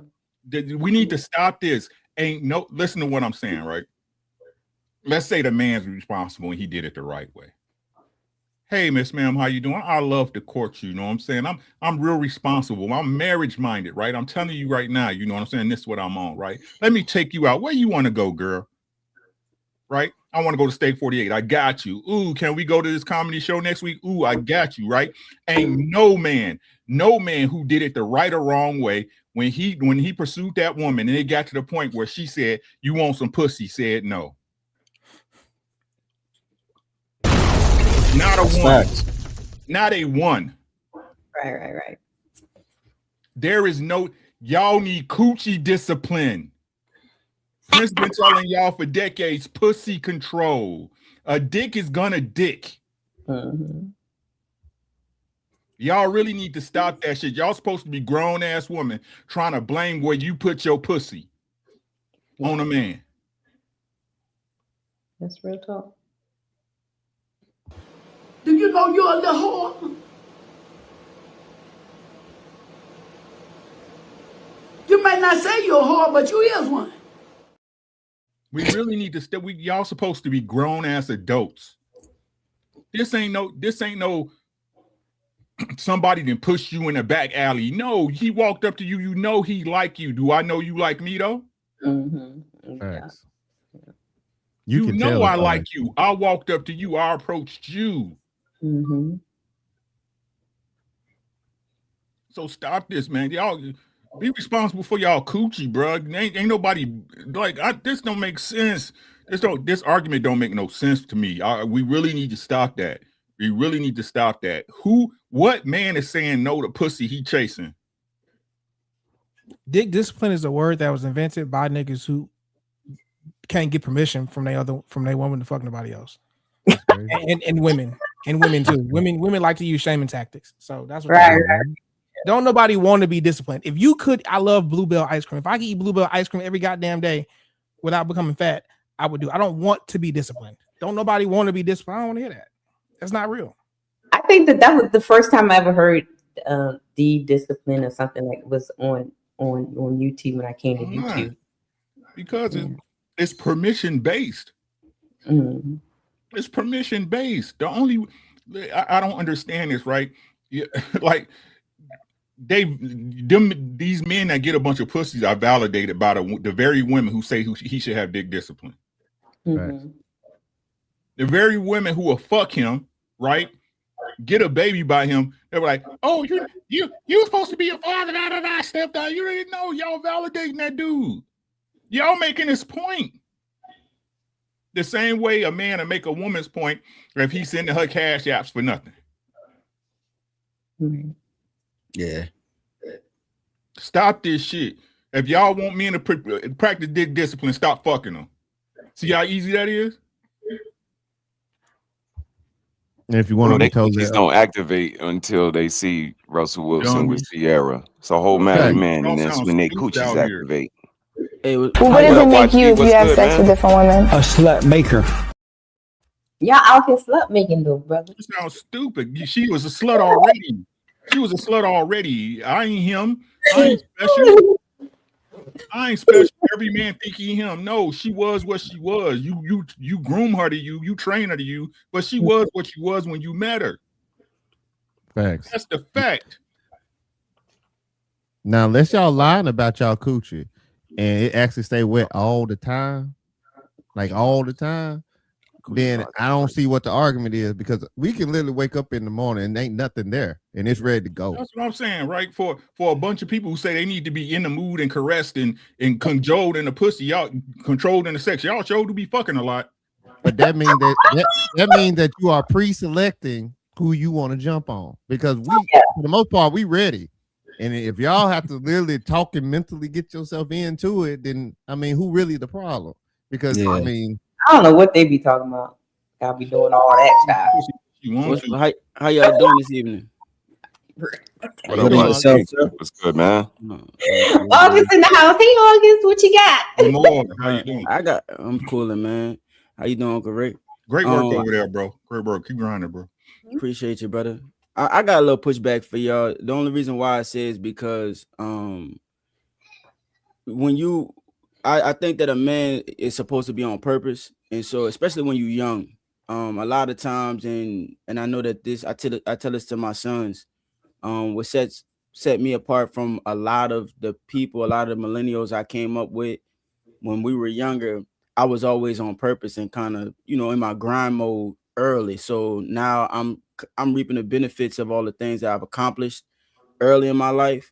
And so a lot of that is through what you might want to describe as discipline. It wasn't the fact that I didn't have access to it. It was the fact that my focus wasn't on women. It was more on developing myself and developing my legacy and developing the things that I've built and I'm currently building. So I think that, and I understand that us as men is having to divorce our nature to want to jump at and get more women. When I was walking around when I was young, in my 20s, everybody was partying and, fucking and doing their thing. And I was in the Marines in the field, you know what I mean? And they was laughing at me too. I'm out in the field, in the damn cold, climbing mountains with big ass packs on my back, and I come home and niggas is laughing, or I'm focused on whatever it is that we got to do next. And I was always with my wife. So it was always just on that. So I think that that's where it comes from, that level of it. But I think that the dude that was just in that video, I think he was full of shit, just like y'all was saying. He just, on some bullshit. Uncle Rick, you said something earlier in on our lead panel. I was listening to you a little early. Mm-hmm. You was cooking on that motherfucker, bro. You was talking they'll about, get it later, August. They'll get it later. They always do. yeah, you was on there. It was something you was talking about. I had it at the front of my mind when I jumped on here because it was kind of aligned with what we're talking about right now. But earlier you said about having multiple women and how you don't have the bandwidth for it. I'm the same way, because there's a lot that comes along with managing women, managing those emotions, because a lot of the stuff, especially when you have two of them, there's a lot of stuff that just don't really, it's an emotional thing. So it don't really make a whole lot of sense, logically speaking. And so I'm having to navigate that times two is very distracting from whatever the purpose is. Like I would have less energy coming onto this panel to be able to have this conversation or do the live stream that I'm gonna have to do later on, because I've divulged it all to not one but two women, and it's usually on some bullshit that they're probably arguing with because they're usually being all catty and competing with each other. So I think a lot of men who are not prepared for that, they just see what it looks like and the optics of it, of having multiple women and then having sex multiple times a day with multiple women. They think that that's what they want, but when you really boil it down, it's not all that made out to be. I'm a little unique with this. I'm gonna be honest with y'all. When I hear the fellas say women lead the relationship, this is kind of where I fall in at. I'm gonna be honest. I think multiple women is like college. I think you can't go to college unless you graduated high school. You had to complete all the necessary curriculum, and that's one woman. And only she can constitute that. And that's where I'm kind of a little simpish. Maybe they might call me, because Nikki gonna pick that girl. I don't gotta get along with her. I gotta get along with her the same way I get along with Nikki. I gotta provide. I gotta protect. Nikki's the one that's gonna be spending the time with her. That's gonna be her sister. She the one that's gonna be connecting with her and getting to know and working it out. It ain't gonna be me. I'm gonna be working like I usually do. I'm gonna be doing what I usually do. Like this shit. This is how I know motherfuckers is just like y'all lying, because y'all don't even give y'all women the power when it's necessary. That's gonna notice the femininity in her and notice how, like, she's gonna be the one like, yo, look at her. Like, she's nice. Like, I got to know her. I spoke to her. It's a certain je ne sais quoi that our other halves have to have. And like I said, this shit is like college, but a lot of these niggas is in remedial class. We've been here for 6 years. Niggas don't even understand what words mean. So how you graduated for pleasing one woman? I played the pastor yesterday. He said, you worry about Trump. You can't even put a smile on your woman face. You worry about what Trump doing? You worry about how he running the country. You can't even run your own house. And that applies to a lot of niggas, B, to the point where they got niggas thinking we all just lying. None of us don't got control of our women. None of us, like, who needs to control a grown-up anyway? Nah, here's what we do. We live Do our together job. in this world. We have a symmetry and a cohesiveness. Nobody like, but they don't. It's a little different when they don't get that. But I just understand that there's a certain graduation when it comes to pleasing a woman and pleasing a relationship and maturing in a relationship. And that graduation is not for everybody. Some people get left back. Some people drop out. And that's another thing I was going to say is a lot of times when I hear the men talk about the multiple wives and multiple women, and what brother was alluding to, you don't gotta stick with old girl all day. I do. So like you don't hear them say like, and my woman will, you know, vet this woman or choose this woman, or because it's the wife that has to deal with this lady. She has to be, you know, they have to be in sync. You know what I'm saying? So that's why I have a problem when they keep saying that, because it sounds like selfishness right now. You want to bring another woman that you like, that likes you, but she don't like me. So now she gonna be looking at me all day, cutting her eyes at me, and I got to deal with her spirit, and then I got to go do some witchcraft on her to get her right. Lord have mercy. Wait a minute. Hey, I want to, Mr. He said, I want to ask you. Mr. He said, I want to ask you a question. What do you mean by? What do you mean by please your woman? I just wanted to get I wanted to get an understanding of what you meant by that. Kind of like learn her, like if I gotta speak in popular terms, learn her love language, kind of like what makes her happy, like how to coexist inside this relationship with her, what she expects from her mate, from her man, from her husband, whatever the case may be, how relationships look to her, how she was curated, the neighborhood she grew up in, how she's received by her loved ones, how she's received by family, how she nurtures and shows care to others, how she treats service people. Like all of this stuff kind of goes into the fruit punch, and like, you know, all of our brothers say, we gotta have our antennas up. You know what I mean? And that's why I hang my hat on, kind of coming from New York. Like Apollo, we judge character in like 30 seconds. And it don't be wrong. Like, that's you ain't got no talent. You ain't got no foresight. You ain't got no upside in you. And sometimes you got to make those snap decisions, and it might hurt. She might have a big butt, but she ain't the one, bro. And that's the difference between a wife and just somebody to jump up and down on. So fellas, take your shoes off, have fun in the bouncy house, but that's not your wife. I was having a conversation with we was on Ali panel, and a brother was talking about how he used to be real hard on his wife, and I resonated with that because I was the same way, where when I was establishing a lot of the principles, and you got to understand, we all come from like single mom homes, so a man establishing principles is a new phenomenon for my wife. You know, she didn't come from a father that was always establishing those principles. And so when I was establishing those principles on how this house is going to be ran, in her mind, you know, she wasn't too happy about that, especially early on. Now she's ecstatic about it. She loves it. She understands it, you know, and she's submitted to it completely.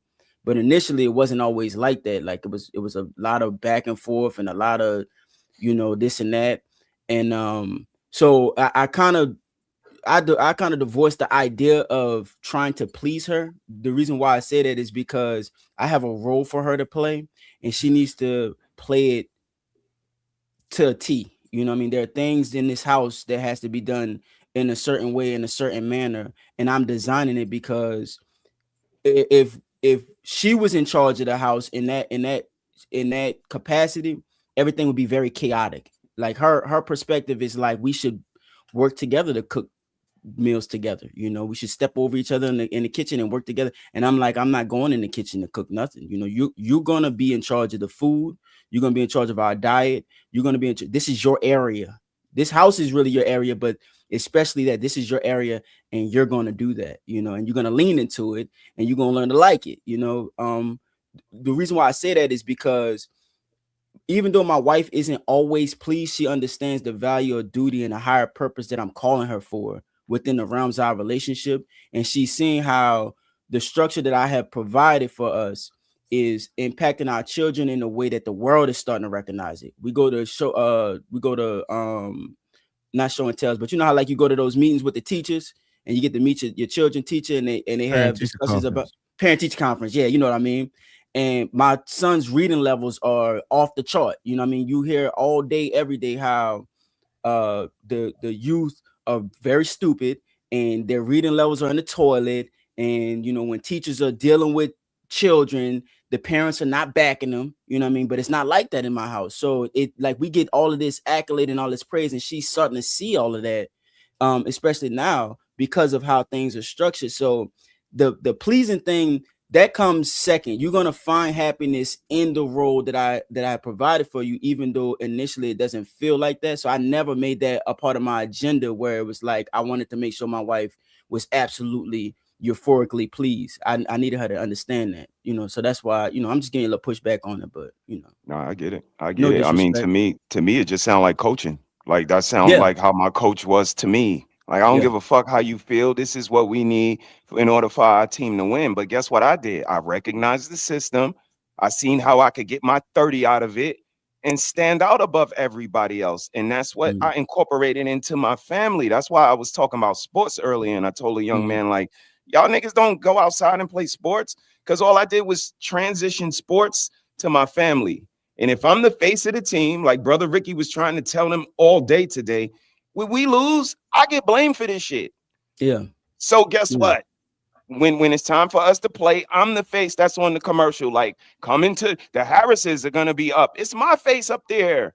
I'm the one that's gonna be the one to blame for all of this. So it shouldn't be no discourse or argue about our roles in this family, because again, on a team, when we have an aspiration to get a championship, we know what our roles are. We know who the best player is. It ain't no it depends. Well, you know, you'll be surprised at how much we don't know, you know, and the reason why I said it is because if you weren't raised that way, then it's not going to be innate in you to understand the value of something. Even though something makes perfect sense sometimes with anybody, sometimes you just don't get it, you know, and it has to be explained to you, and that behavior has to be allowed to manifest itself. So a lot of the things that I was talking to my wife about it earlier, about just how I had to shape her, I had to mold her, you know what I'm saying, into this, you know. And if you talk to her right now, she is happy. I mean, she just all, you know, just happy, man. It's kind of scary how happy she is, you know, because you know how secure we are, and the role that I play in our relationship is meant to forge a structure, you know. And I think that gets lost a lot of time. My mama was on that, like, trying to convince me that my wife needed to be happy, and she don't understand nothing about marriage. So, you know, you got to sit back and watch how I do this. Yeah, she got to be happy within her own self and situation first and foremost. Right. You see what I'm saying? I think that's what I put. You can't make nobody happy. You can stand in the way of somebody's happy. You can impede their happiness, but you can't make them happy. Absolutely. You see what I'm saying? Yeah. And So you be on. It's a fool's task to go on that journey to try and initiate happiness inside of someone else. You absolutely right, Uncle. It's a waste of time, right? So yeah, like I said, what it really comes down to, like I said, my understanding, I might be wrong, y'all keep me, y'all let me know, right?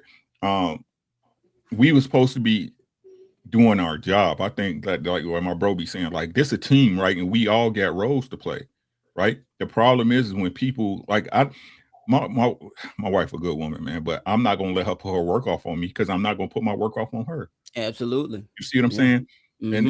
And that's I think that's where a lot of relationships start to go really south really quick, but people don't catch it, because there's a lot of I like to say it's like it's a lot of unspoken knowns, right? It's a lot of unspoken knowns. And what happens is that, for example, right? It's generic, but it makes sense, right? Like here, I don't let my wife touch the grass, right? I don't let her do it, right? When she does, I get mad about it, right? Now to her, she like, no, you know, I like doing it. I know, I understand that, but that's not your job. You see what I'm saying? It's not your job. I understand you might like to do it, right? You want a garden? I'll get you a garden started. You know what I'm saying? You start your garden. Shout out to the spring. You know what I'm saying? But don't touch my grass. Don't touch. It's not your job. Yeah. Right. And what it is, like I said, that's something again that I'm happy to do within this relationship, right? It ain't got nothing to do with her. It ain't got nothing to do with her for real, right? My wife enjoys cooking. She's a great cook, one of the best cooks I've ever seen in my life, right? Once y'all come see me, she gonna make you a plate and you'll see what I'm talking about. You see what I'm saying? It ain't got nothing to do with me. She enjoys cooking. Right. Yep. Right.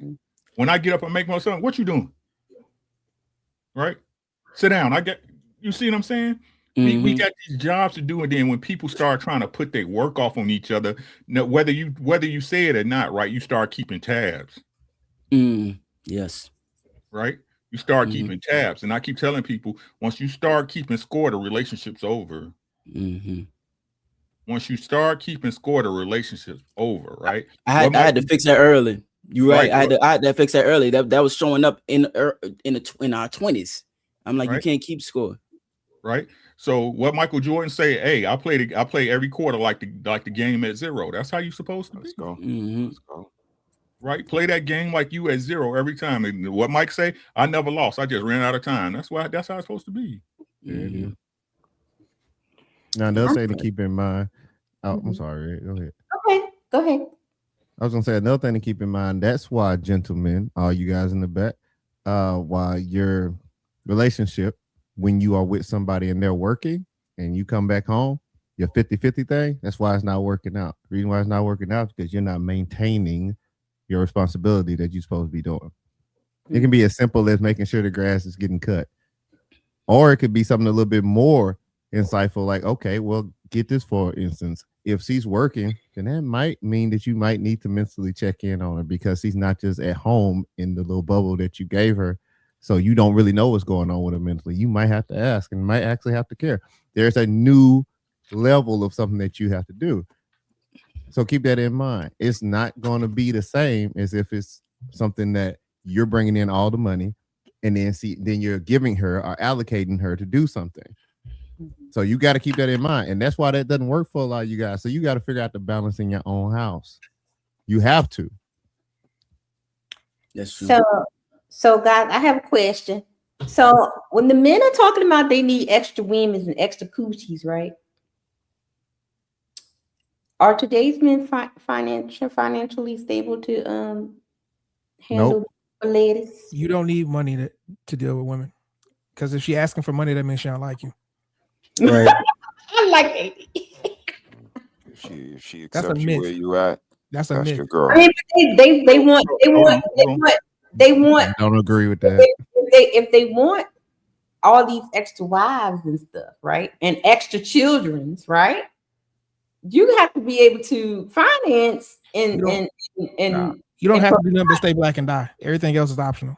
Oh, come on, AD. Well, I think No, that Come on, man. Oh, if we have all these kids outside and across the country, and all these ladies, that you're gonna need some money, because you gotta buy shoes for the children and school clothes for all these kids. That's you got why all it's just about coochie, Sean. You hear what I'm saying? Multiple vans. you need some money, honey. Well, it's just about coochie. You see what I'm saying? I smell the problem. I'm not gonna lie, man. Like that's not.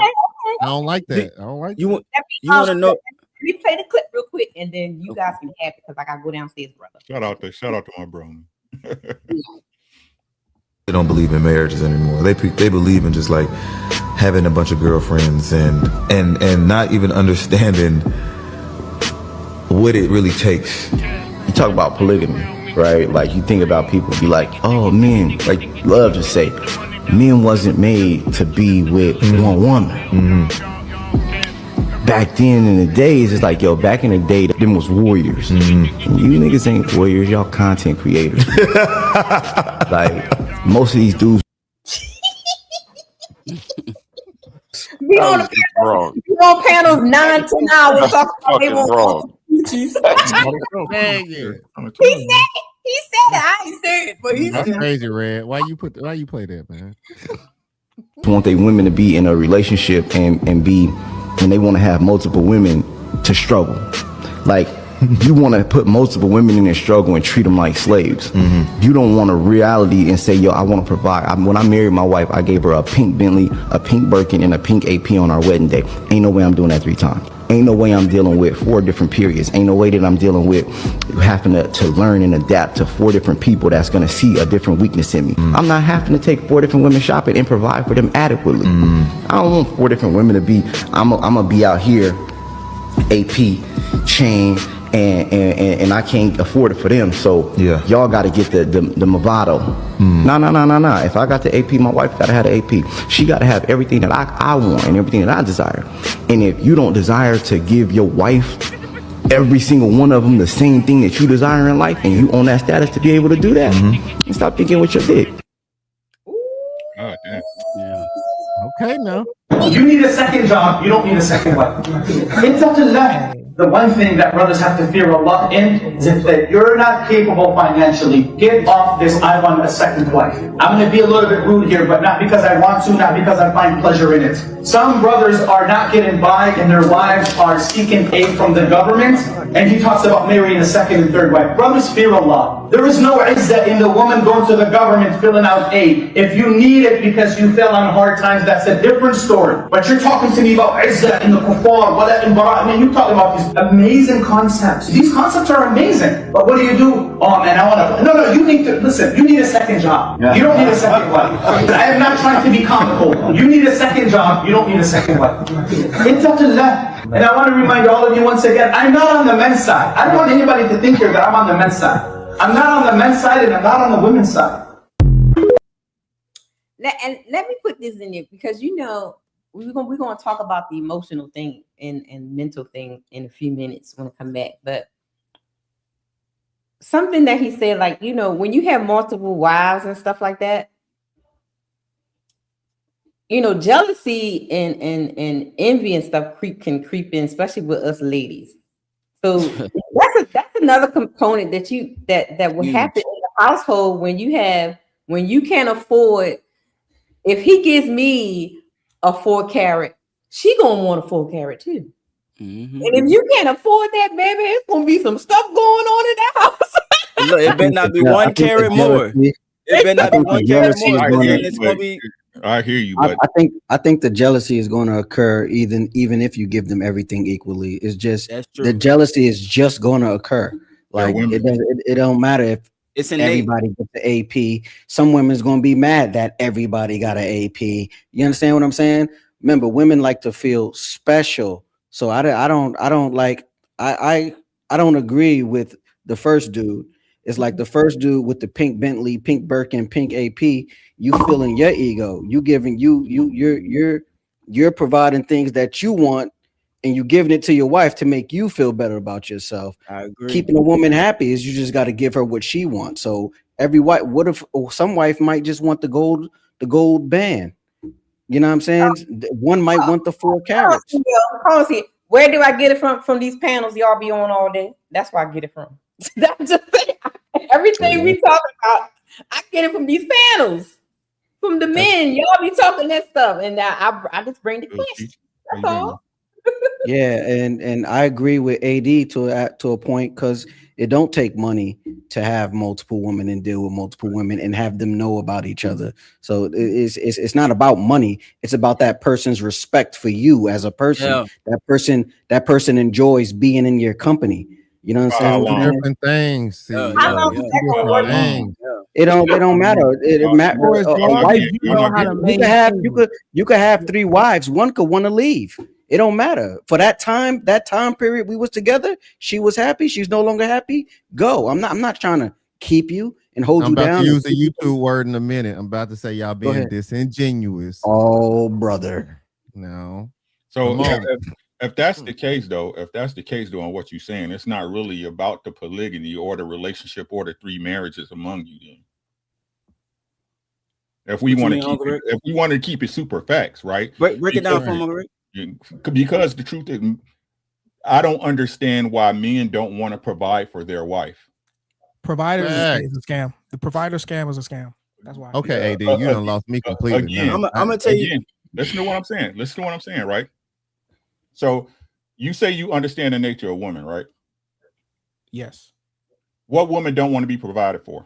It doesn't matter what a woman wants. That's not what I asked you. They all want it, but if you want access to me, you're gonna get what I give you. So I'm agreeing with you. They all want things. They all want a nigga that's 6 feet and makes 6 figures, but they don't have that. And there are women who are happy with what they got. So that's what I'm saying. Like, it does not matter what a woman wants, because you didn't get into this transactional thing where it's like, oh, I'm gonna give her what she wants, so I get her. No, if I gotta give you things, then that means that you think that who I am is not valuable enough, and I gotta make up for the difference. Fuck that. Right. I thought it was You don't transactional. just get access to Jeff Bezos for free. You can't just come walk up and talk. Who are you? Now, have I been in positions where I'm exchanging gifts and money for women and trying to get their I'm attention? not even talking about gifts. Gifts is different. I'm talking about providing for your woman. It's all the same thing.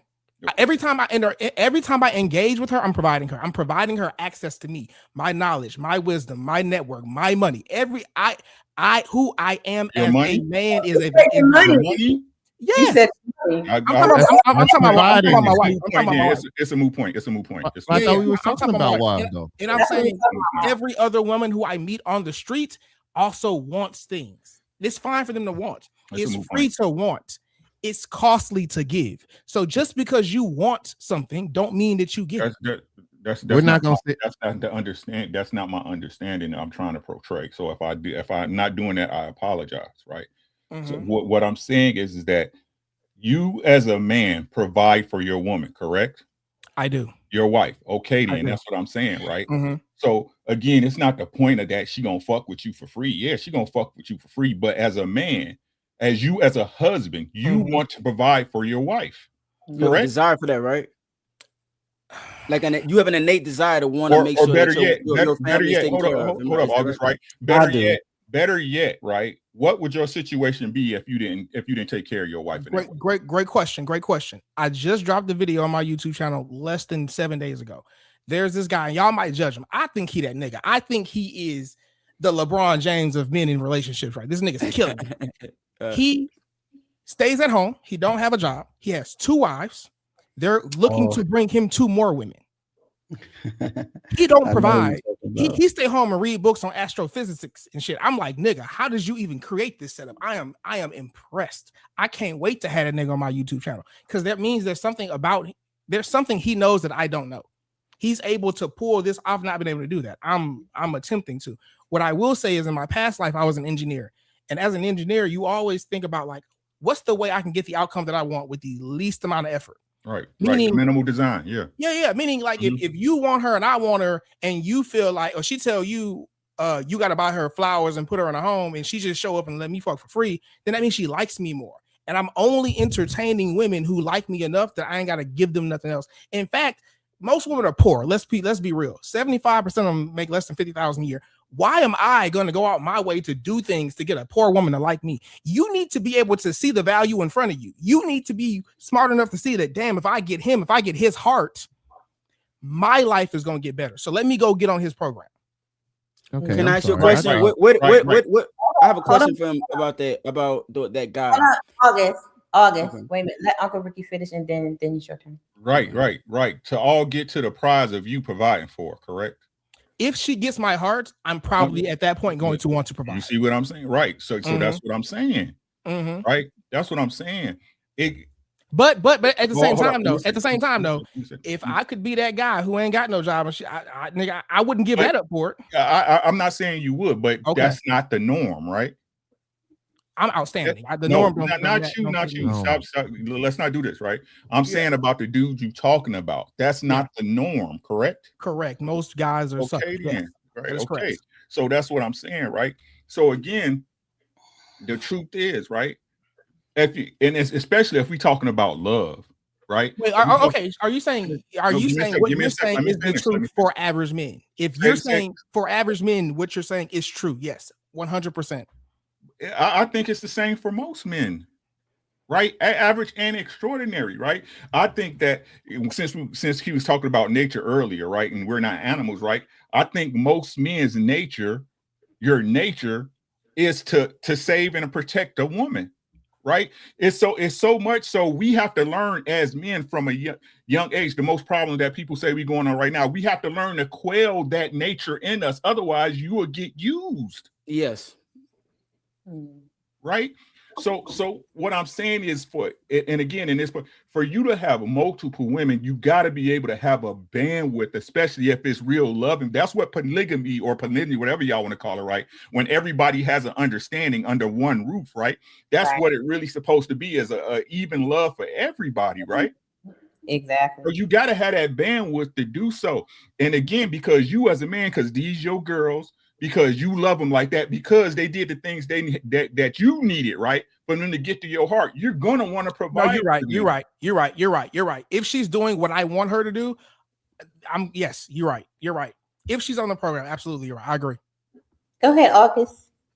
I was just trying to figure out what value that those women were getting, because I really don't see a lot of women, especially just, if you do, I don't see women generally that are going to be involved in a situation where they're not benefiting from. You know what I mean? So I can't really talk about the wives that the old boy got. Yeah. So you're saying what value are they getting, right? Yeah. So check this out, because it's gonna go over a lot of people. It's so plain and it's so simple in front of us that we don't see it. We just miss it. It's almost like it's invisible. He is inherently valuable. They get him. What's so inherently valuable You about don't have him? to ask them. I don't know. Yeah, we don't know. This video just went viral. We don't know. Boy, is he something like he's not viral? I wouldn't say he's viral. He's on TV. The reason why I asked that is because as far as men is concerned, we compete. You know what I mean? That's just the nature of men, is to get out here and compete amongst ourselves to acquire resources. And that's a part of what builds our value as far as men. I don't really see a lot of men out here that are accumulating or attracting women without providing some type of value, even if it's just making them feel good. He may be very good at. So obviously we got to remember, value is general. Right, what's valuable to you may not be valuable to you. That's why I asked that. That's why I asked it like this, so it wasn't specific to whatever is valuable to me. I don't know. I can't speak. Yeah, you have to ask them. But okay. I mean, yeah. You put it this way: do you believe that if a woman gets with you and she's like, "Hey, I want to bring you 3 other women, and I want you to stay home, and I want to go to work," would you believe that woman values you if she did that for you? No. That's not proof. I'll be right back. No, I'm gonna tell you why. Because number one, that's not the type of man that I am. If we're talking about specifically me, that's not the type of man. No. That's not. We're not asking what kind of man you are. I'm saying, if a woman did that, do you believe would she have sufficiently proved to you that she values you if she did that for you? No. The reason why I think that is because I think that she values control. Not specifically me. It may look like women who value control bring their man other women.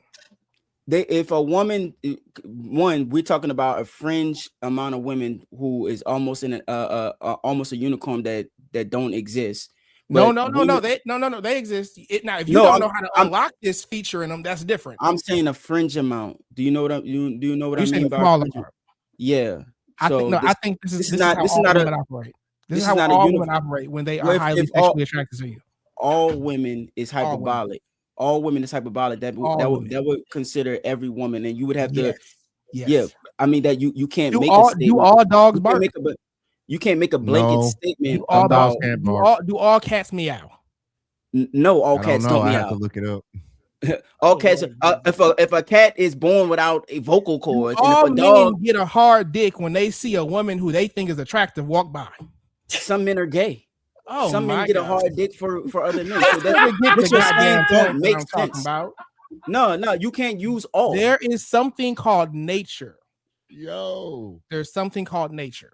And so for that reason, I can use the word all. I'm talking about the nature of a grown you can't use woman. the word all. You can't. Absolutely can. You absolutely cannot and have an argument, because all men do not get hard for all women. What's the most a woman has ever done for you, bro? That tell me something that a woman has done for you that made you feel like, God damn, she really fucked me. I can tell she loved me. I mean, anything I ask. Like what? Anything I ask. If I want some What food is right what has now, she done of her own accord that you didn't have to ask for? everything. Anything that This nigga ain't got to answer for nothing. All right, I'm finna get out of here. It's past my bedtime. You can reach me on all social media platforms at AD the Kingmaker. If you are trying to get your wife to fuck you again, or want to bring you other women, you want to learn how, because it's absolutely possible. Find me on all platforms at AD the Kingmaker. Red, I appreciate you. Thank you so much for having me. I'm going to send you a link so it can link you to the live, and I'll put your stuff in the description after the show. I fuck with you. Appreciate y'all, man. Y'all have a good one. So when I'm gonna say this, August, there are some women. Let me jump in real quick, bro, because let me jump in because he was over talking me. When you talk about all is a hyperbolic statement. So that's what I was correcting him on. You can't have all of something. This guy believes that he has the keys to unlock everything in every woman, and that is ridiculous for him to think that. He can't even say all dogs bark. That is ridiculous because technically all dogs can't bark. There will be a fringe amount of dogs that don't bark, but most dogs do bark. So if he's trying to make the argument, we're going to have the conversation. We can't say all of nothing. That's hyperbolic. August. The point that I was trying to make, well, hold on. But the point that I was trying to make is that when you're dealing with when we're dealing with our women, and it's not a win or lose. I allow the brother to speak and do his old thing and then dip. That's fine with me. But when we're talking about women in general, and that's what Uncle Rick was speaking to a little earlier, is about the generality of women. To unlock certain things about women, I agree that a woman would have to like you more. You know what I'm saying? In order for her to submit, want to be a part of whatever your program is, she has to buy into you. You understand what I'm saying? And so my whole thing is that us as men, you know what I'm saying, we have to understand the value of our woman. We have to understand that that we can't expect everything that we get out of our woman out of every other woman. There are things that are going to come with that woman that we may not see initially. You feel what I'm saying? So that's all I'm just trying to say. So I got a question. We always see. Here's why I have a problem with this whole multiple women thing. But you complaining about the one that you had. You on these panels. God damn it. Talking about That's Come on, Red. don't submit. Red. I can't get a plate. I can't get no gifts. She don't do nothing. She can't cook. She can't clean. She barely take care of the kids. They talk nasty to you and they being disrespectful. But you want multiple? I'm confused. Let's finish and see what August had to say about that.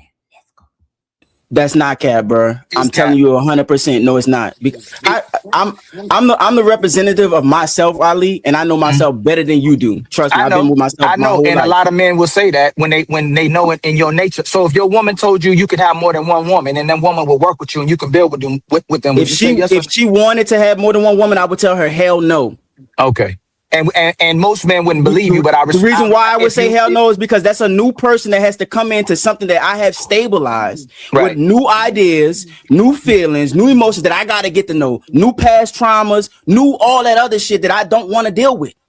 That's why. So even if my woman was like, I want another woman here, I would tell her hell no. And you may be different, but most men wouldn't believe you. Most men wouldn't be believable. You may be no. When he says most men. Is he correct? Do y'all think that most men think like that? Or most men think like August is saying, like I can barely handle this one. Why would I want another one?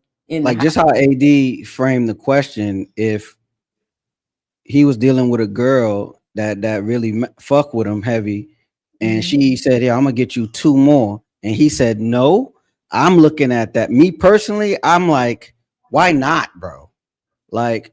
You feel me? Like that's just baffling to me. I mean, that's like everybody like to say they a king and all that, but like that's like king treatment for real. Even if you look at chess, the king hardly moves unless it's time to castle.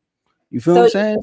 So you're just totally missing. You're just because she said yes, I'm gonna bring it in there, but totally forgetting the work that you had to put in to get her, the one that's saying bring on the action on For your. me, You know what I see, mean? for me, right? We did a show about me, right? That wouldn't be a challenge for me. You feel me? You understand what I'm saying? So I can only speak from my perspective. So when we're talking about August, I'm learning the more I listen to August, because it's like he's the unicorn right now to me. You feel me? Because I would take on that challenge. Because not the unicorn, would, Mr. and Mojo most men would, because they're not going to deem themselves responsible for those other women. That's what I'm thinking. Yep. You're not. That's why everybody's so trying to cool with it. If my girl was cool with it, because you ain't gonna be emotionally invested in the chicks, you ain't gonna take care of them chicks. Exactly. Right? More than likely, you're gonna start positioning, as you mentioned, chess, for them to go at each other to make each other jealous, so you can get the results out of the ones you want. Exactly. Yep. Like So even with the emotional investment, right? I don't think I'm too emotionally invested in my own wife, right? I give her what's needed, right? Right. So it's like I think since I have to deal with multiple women, my baby moms and all that, like I guess like I'm just in routine with it. Like, are you responsible? That's different though. Yeah, right? I am Are you responsible for her. So you take care of her home. Right. Yes. So you take care of your baby mama's house too, and her house, nah. But see, I help with the. I help with the- we talking about. Nah. No way. No way. Well, I mean, if you could do it, then you would be doing it right now with your baby mama and your wife. They would be What you mean? cohabitating. Well, they would be No, but see cohabitating. it's not. I can do it. The problem is they want the other ones want me. That's the only issue that they have, that they don't have me, and I can't be with them because police got involved. And I'm not.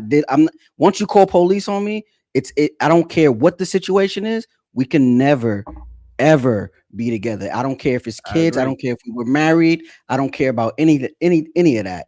I was facing 15 and 22, so I was like, nah, never. So what?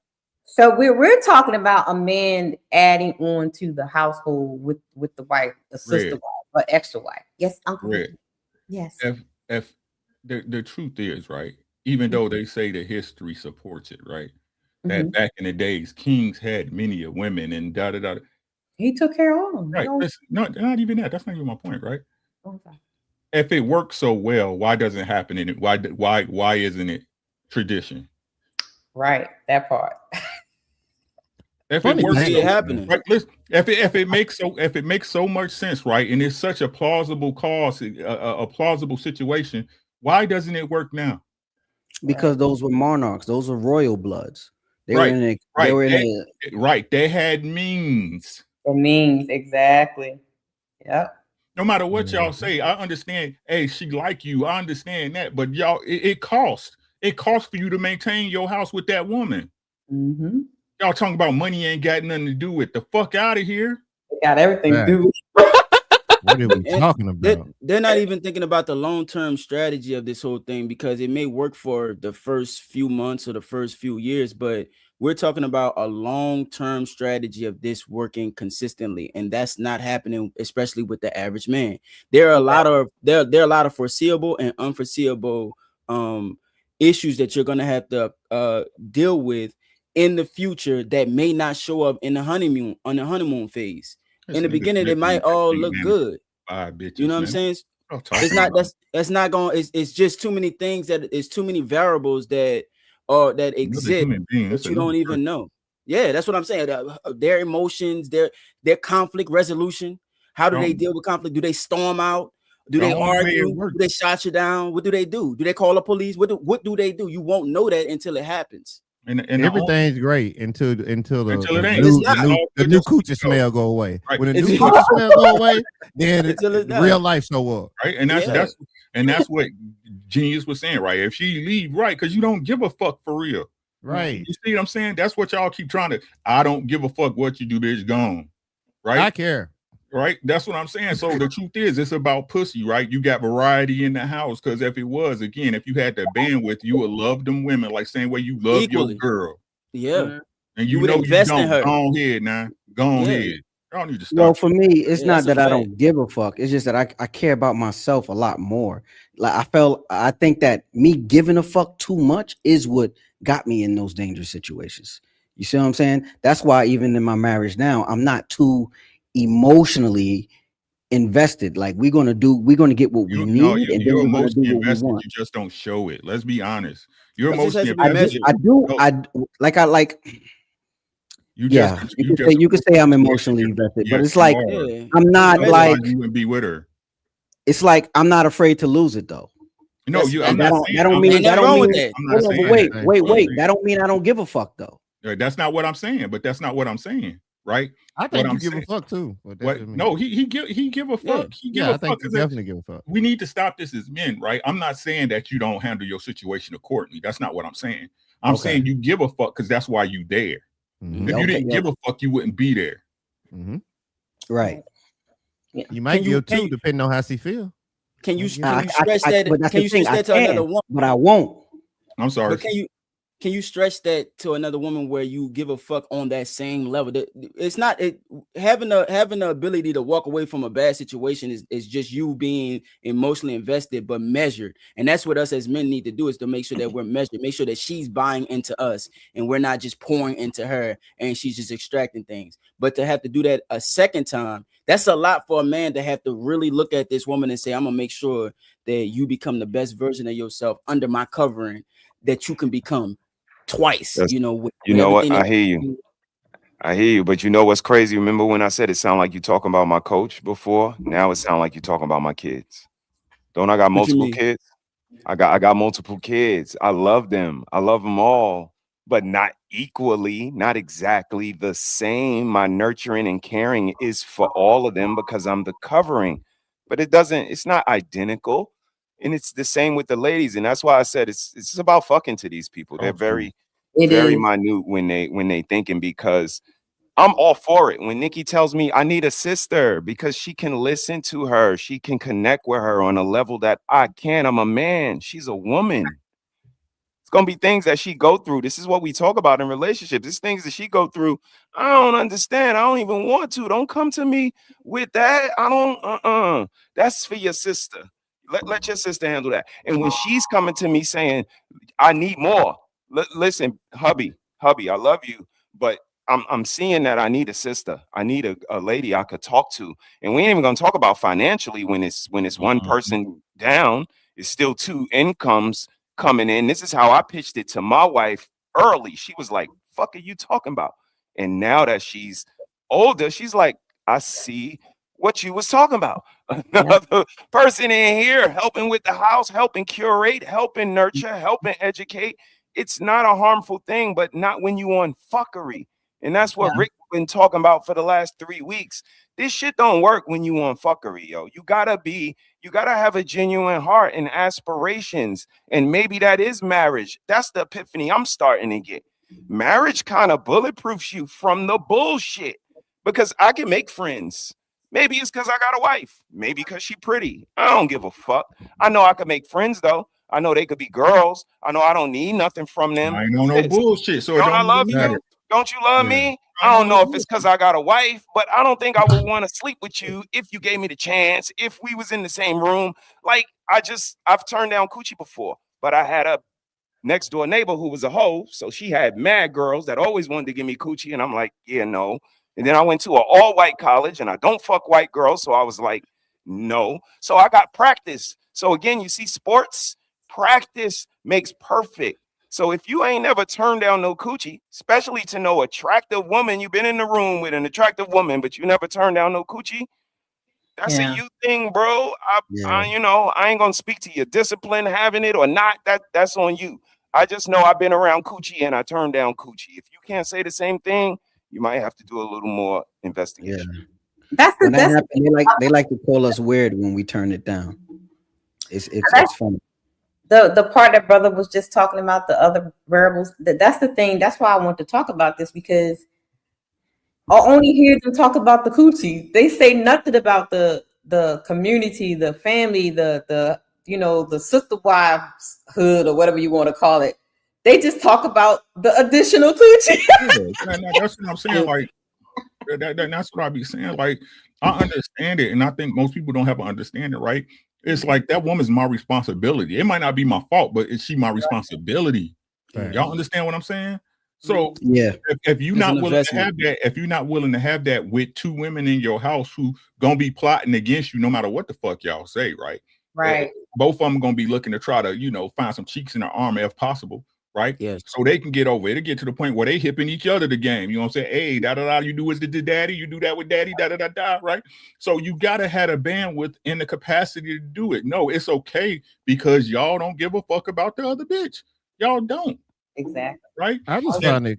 Additional. Go ahead, Rick. I'm sorry. Yeah. And like I said, y'all say y'all understand the nature of women, but not really. Y'all say y'all understand it. No, that's what I'm saying. I keep trying to tell y'all. I'm not saying that. Yes, I am. I'm saying a lot of this shit is excuses. Right? Exactly. She's a girl.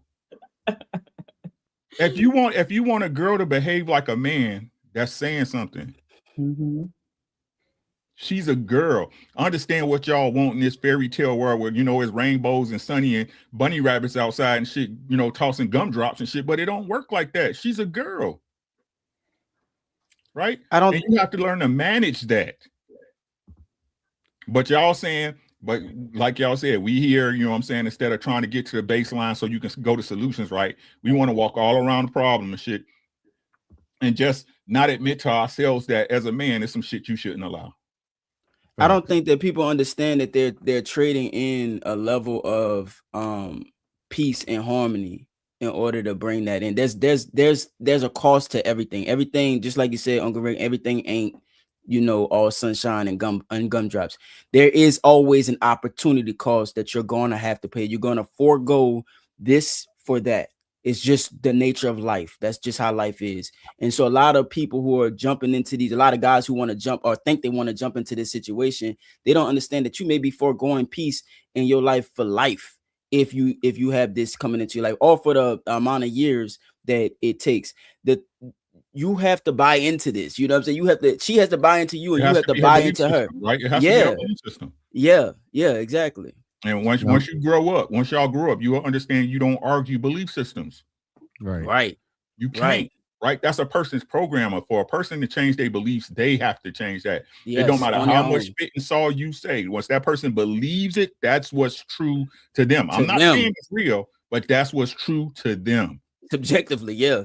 Yeah, it don't have to be objective truth. Yeah. I got go ahead, Jeremy. Now, please. Now I'm gonna say this. I want y'all to really pay attention to AD and everything that he said, because if you really pay attention, he was telling the truth. Because think about it. He said that his job before then was an engineer. And he says now that he planning on finding another woman. He said that he don't really care how they feel about it or whatever, but he wants to go and get another one. But he's already pre-qualified. You remember how we told y'all that you had to be financially stable? Now, last time I checked, there ain't no engineers that's been working for more than a couple of years that don't have a couple of dollars in their bank account. Right. But for him, now keep it in mind, now for him, he didn't do that for them because he said he used to be. So he did that for him, but he's already pre-qualified. So it still come back to the finances, come back to the bandwidth. Yeah. If you ain't got it, you ain't got it. If you ain't him, you ain't him. And that doesn't mean that you can't be you.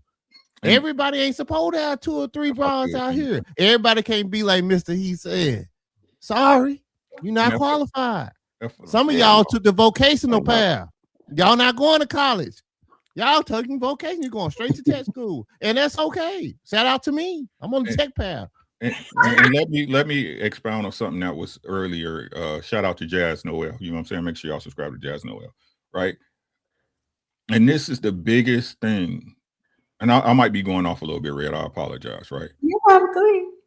So what Jeremy, shout out to Jay, right? What he just explained about that dude or whatever man building themselves up, right? Building themselves up, getting their dough together, getting their mindset together, getting their, whatever y'all want to call it, right? The purpose thing y'all say, right? That man, no matter what y'all say, right, is getting himself ready. So when he wants to take his choice of woman, that he's the best option, right? When we as men build ourselves up, y'all benefit. But when y'all build yourselves up, only y'all benefit.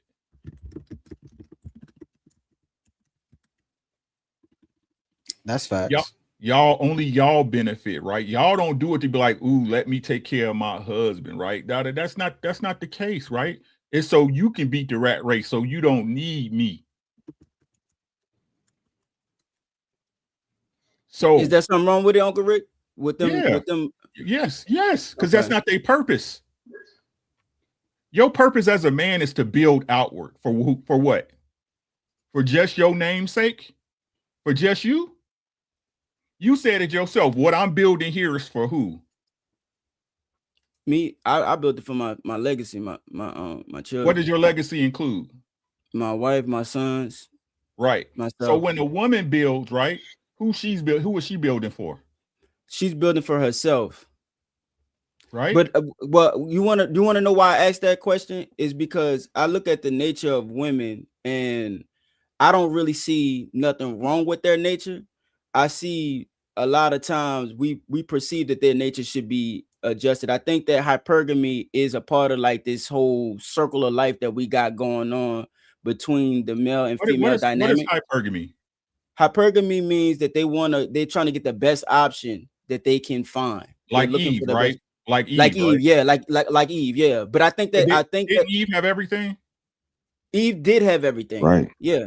What you're saying constitutes each other. Well, if they're thinking that self-preservation is the first rule of nature, and they're thinking about themselves, the results don't show that. They're not looking to curate a family and thinking family first. They're thinking more selfish. I agree. And that is why it's counterproductive, and that's why we're sitting in these boxes, because there's no way they could be wanting self-preservation but yet operating in a different fashion and thinking they're going to get some sort of unique results. Right. I understand what you mean, but I think hypergamy, if it's measured, I don't think that. So there's a level of hypergamy, because if a woman is just all hypergamous and all she's trying to do is jump from the best to the best to the best to the best to the best and never settle, something is wrong with that. That's not what I'm saying. Okay, go ahead. What we're discussing is nature. Right. So even though what you said might be correct, it might be wrong. Who cares, right? But it's in their nature, right? Yes. Right. So if a woman was put here to be a helpmate, right, to help you, yet her nature is against that. That's not what I don't. That's not what I'm saying, though. I'm not even putting it off on you. I'm asking the question. Okay. Well, I wouldn't say it's against it. I would say that her nature is the survival instinct of attaching to a man that she can be a helpmate to.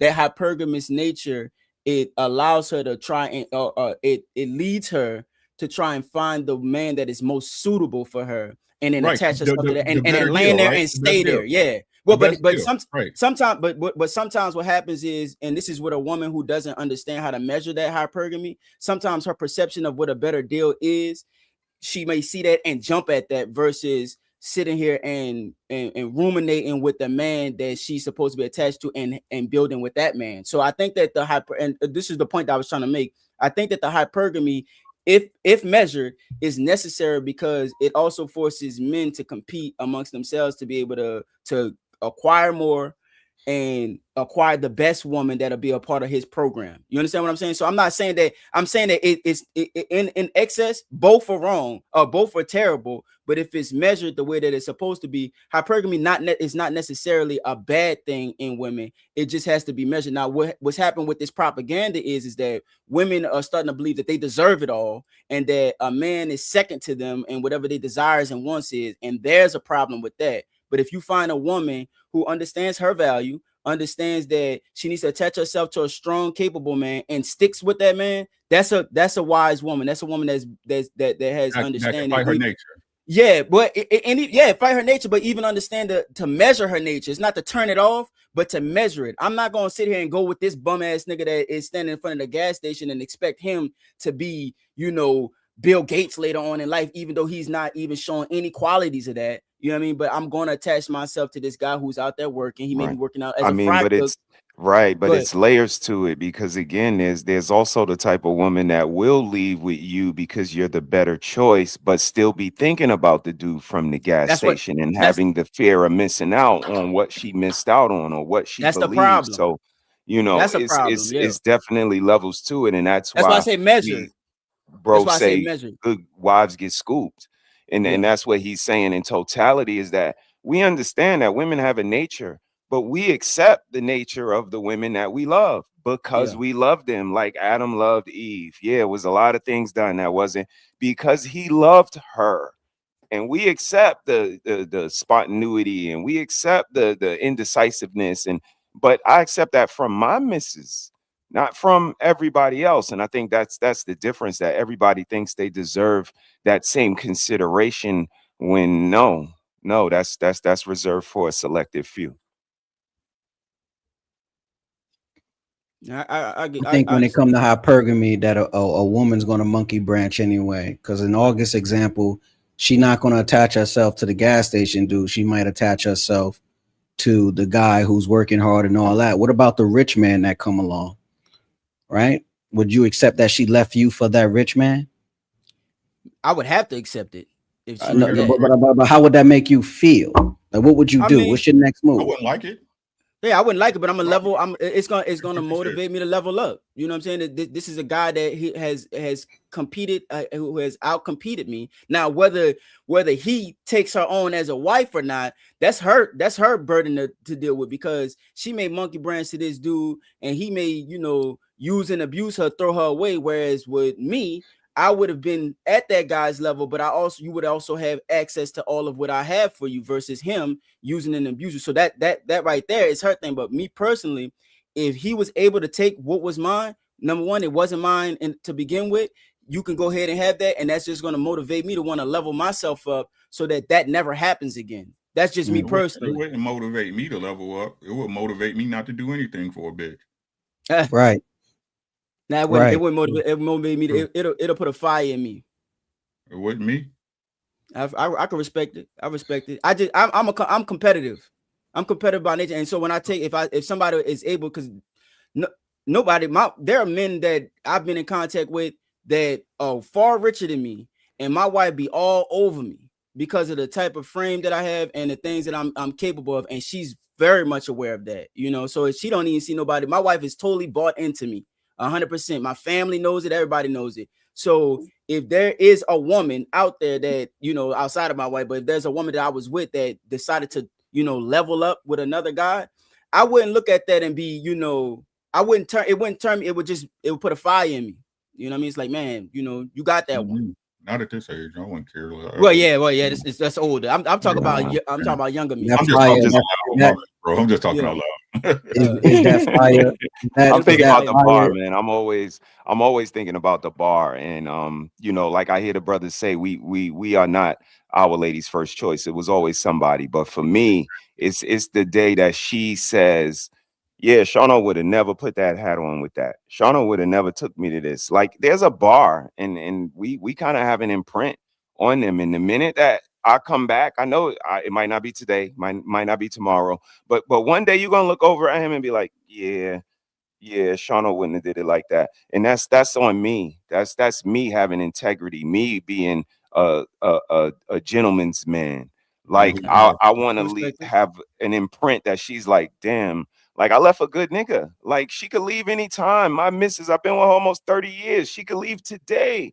It's my responsibility for her to be like, I left a good nigga. I hope the next one is better. I hope the next one cares for me the way he did. But the minute she measures me up to him, I know I'm good. And this is, how it goes with love and war. All's fair. We cannot think about how some shit is gonna make me feel based on what she does. Like, that's the least of my worries. So I'm just gonna continue to, move in relationships the way I move. Maybe this girl may make me a little bit more polished and better for the next one, give me a little more, sharpness around the edges, so to speak, or seasoning. But it's all fair in love and war, man. What y'all think? Am I crazy? Am I way off? I agree, but how does this apply when it's all about how she like you and not your money?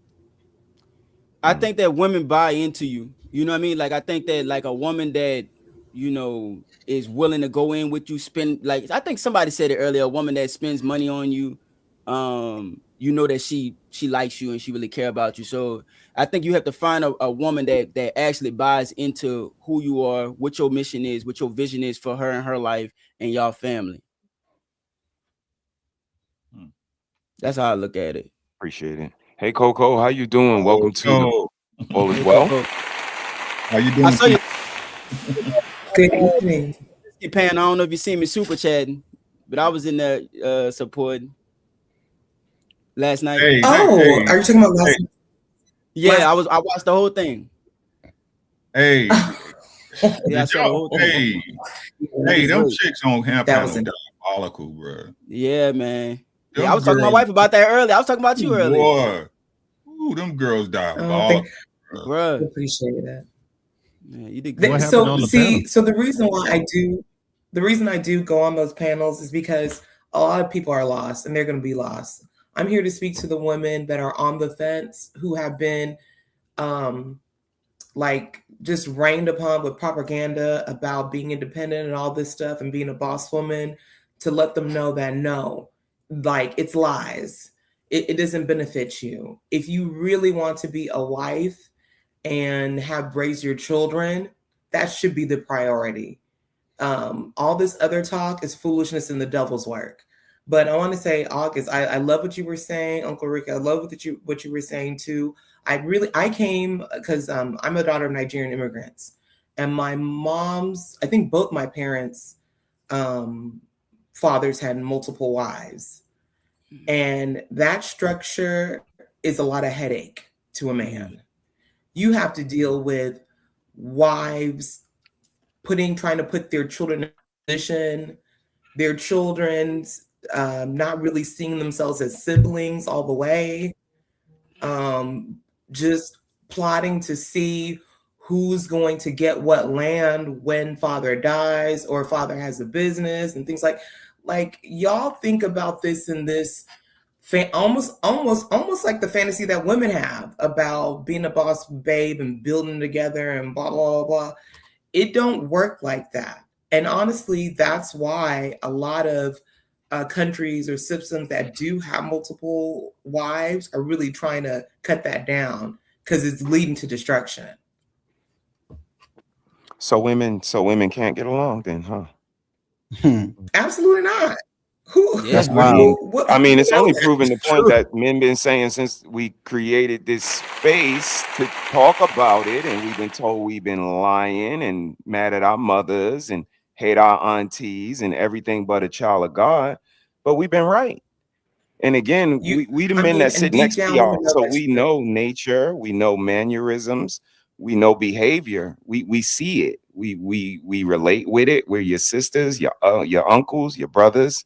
And for us to be just written off as mean or, insensitive because we want to get a passport, like all of these things are a little disingenuous and actually disrespectful if we could just chalk it up to y'all should know girls can't get along.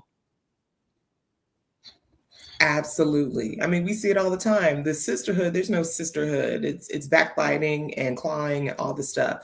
And August, I want to say, like, when you talked about your wife adjusting to that system, I'm like, is your wife my twin?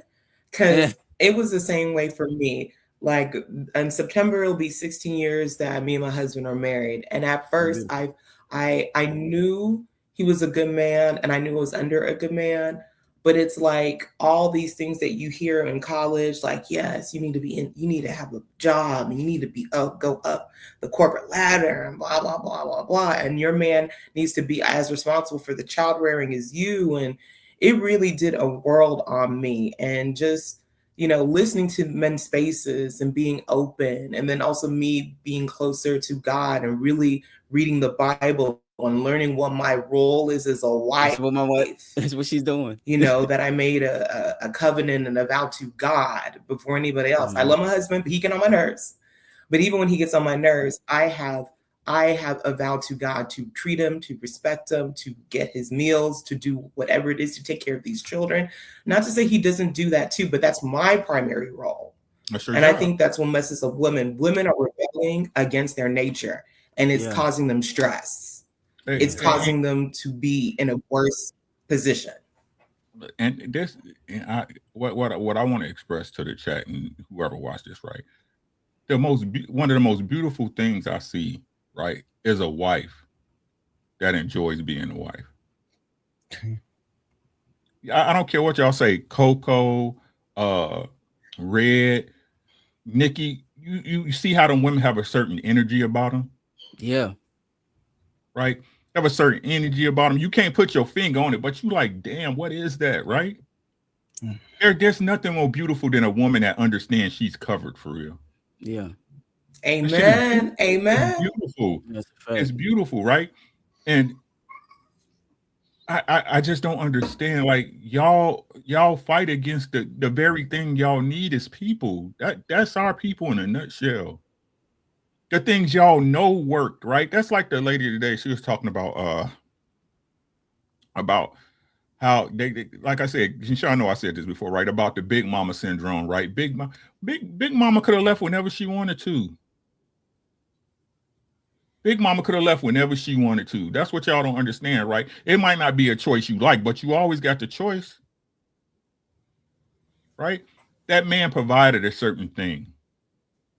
And it's crazy how y'all say Big Mama was treated so bad. Big Ma didn't get it her way, right? But y'all keep asking us to be like Pawpaw. Bars. So what's the measure of a man, right? Ladies, is this the measure of a man to y'all? Y'all let me know. Fellas, you too. Is that when you go off on a tangent as a woman, right? You flip at the lip. You can't be quiet. Your patience. Old girl in the front seat, right? Right? What was a man just supposed to sit there and allow that to happen? Is that the measure of a man?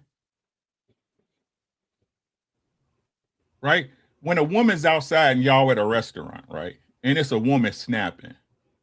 She losing it. And that man sitting right there looking. What's the first thing y'all say? He a weak man. Why he letting her do that? Ain't that what y'all say? That's crazy. That is true. It is. So it's crazy to me, right? How when it's uncomfortable for you or society, at that point, right? It's the man should take charge. Right? But when his woman bucks, this woman who trusted me to bust all inside her body. This woman who trusts to come and live under my covering every day. Under my house, trust me to make sure there's food in the house. There's a roof over her head, that she's safe, that she's covered. But then at this point, she doesn't have to listen to me. Is that the measure of man? Is that the man you want as a woman? I guess because men like me, right? I can't catch the type of good woman that keep overpack. Y'all understand what I'm saying? Yeah. I think a lot of ladies, y'all fucking up for real. I'm gonna be honest with y'all. Y'all fucking up bad. We got our We trying to help a good one. We got our problems, right? But I'm gonna tell y'all the shit that's really bad, we done fixed already. The shit y'all don't like right now is something that's intrinsic to that man. It's a personality trait, right? That's fair. But as far as the basics, we fixed that shit already. Y'all fucking up. Y'all fucking up. These young boys and everybody taking care of their kids. All y'all in here take care of y'all kids, don't y'all? Absolutely. Yes, sir. Y'all fucking up. And like I said, I'm really getting tired of the point that y'all is running from the very community saying it's black man's fault that y'all created. Exactly what they said. Like mothers buying their 17-year-old son strippers. Right. That's crazy. That did happen. That's no order in there. I think that the biggest thing that a lot of men don't understand and don't understand is valuable is peace. That's why I push back at the idea that it's a woman's job. If you did try and do the whole polygamous or polyamorous or whatever you want to call it, that whole thing where you having two women or multiple women at the same time, and to leave it to the women to be able to regulate themselves, I think that that's a fool's errand, because if you leave it to the women to regulate themselves, it's only going to be chaos. A man is supposed to provide structure and order within the realms of his household. And so it just leaving it to the women to try and fix themselves and expecting that that house is gonna be chaotic. Both of the women have to submit to you. They have to submit to your authority and submit to your will and respect you. If you don't have that from both of those women simultaneously at the same time, where if you say quiet down, you know, it's too loud in here, quiet down, stop the bickering, stop the arguing. You can't say that off of one word and create that order inside of your house. It's gonna be a lot of chaos. You know what I'm saying? And just doing it twice that's a tall order, man. Like it really is. It's a tall order to try and get to. But here's the thing, though. Here's the thing, August. Why wouldn't I have that? That's you know, maybe we working from two different vantage points, but yeah, I got that. That's why I said Nikki already set that down. Nothing changes with me. I protect, I provide. The atmosphere that I created is already there. Think about it like sports. The system is already in place. You ain't coming in and changing the plays. You ain't coming in now again. You can come in and shine and manipulate and get your 30, get your 4 touchdowns, but you ain't changing USC's system.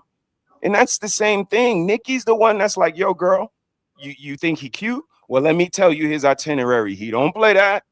He's with a natural living, holistic, fruits and vegetables, growing in the garden. And then if that girl is on that page, like you said in your opening soliloquy, she got to be down with that. She says, yo, you know what? Yeah, I like this. I like y'all. I'm with that. I hear that. So all of that discourse, again, it sounds just like when the ladies talk. We jumping from a good man to a bad man. We jumping from a good house. By the end of the sentence, it's a bad house. From the beginning of the sentence, it's a harmonious polygamous relationship. By the end of the sentence, well, it's just, you know, they going at each other and which one is it, bro? Because I know who I am, and I know we ain't putting nobody on the team that ain't productive, that can't get 30 a night, that can't pick up when somebody else is not having a good game. Again, I think of everything like sports because I'm a sports guy. And when I hear most guys say they played sports in high school, they played sports in college, but you didn't transcend that to your family. You don't have that same court awareness. You're not the same smart player that the coach loved. You forgot all of that when the baby shot out your girl. I don't believe you. So is you lying then or lying now? And that's where I stand at. You run your team, you run your family. No difference. Yeah, that's what I'm about to say. I don't play sport. I like chess. You know, I like strategy and that now type we of talking. thing. And so my whole thing is a woman might initially who mumbled that? Hold on, wait 1 second. Who mumbled that? I said it. I didn't mumble nothing. I heard said that. My I heard my sons will probably beat you. My sons will probably beat you. But what I was saying is that a woman may come in. I'm serious. A woman might come in and have that initial idea based off of how she feel about whatever the circumstances are, and seeing that she could benefit from that initially, and may sell you a wolf ticket to really, you know, make you believe what it is that she's saying. But in reality, we talk about the fact of how things transpire after the fact. So it's not going to always end up the same. And a lot of times I understand that my wife is emotional. I understand just even when we're dialoguing, and I'm a logical person. So two emotional people coming into contact with each other, even if it doesn't look like that initially, eventually it's going to transform into turmoil. And that's what we got to think about. The reason why I use chess is because you got to think moves ahead. You can't think just in a moment. If you do that just in a moment, then you doomed to fail. I got one question before I land. Do you think chess is like life? Yeah, I think chess is a lot. Like maybe 2 questions. Do we all start out with the same pieces in life? Exactly the same? What do you mean by that? Like the same, like events, in chess? Okay, let me go slow. Thing? In chess, you start out with exactly the same pieces. The black side and the white side, they have exactly the same number of pieces. Everything the same. Do we start out like that in life? I would say no. That would be a no. Let me ask you another question. when you tell the pieces to move, pawn, move here, knight, move here. Is it like that in real life? Yeah, for me, yeah. If you establish Yeah, that for type of you. order, For you, is it like that in real life? yeah, it is. Yeah, I would say For yes. who? For who? For a man, Kids don't even listen to them, bro. well, I mean, Y'all, if we your all kid, talking about how people wife don't listen to them, so that's your queen. Don't listen to the king. And again, in chess, I say queen, move over there. G6, it goes G6. No ifs and buts. It depends. Why? Yeah. Make it make sense. well, Life ain't like chess. So I'm gonna tell you why I would say teach that. you. I'm gonna tell you why I say that it is like that, because for me, in my household, I set the software for my children on how they perceive the world. So their way of thinking and the way that they operate is the way that I think and the way that I operate. Until. Well, no, it's not until because Yes. because August. I'm gonna tell you why I say that. Okay. You just said it was until the girls want to disagree with each other, No, but no, now it's it's not not until. Yeah, No, it's not- yeah, you got to keep No, the same energy, August. Well, you And gotta I let think me- life is more like I'm a just hand of spades. You gotta- If you gotta- you everybody gotta let in me explain- you spades gotta had let me the explain it, same though. I hand, got you, August. I'll Go go ahead. next. I'll go next. You gotta let me explain it though. The reason why I say that is it's not until when we're in this household.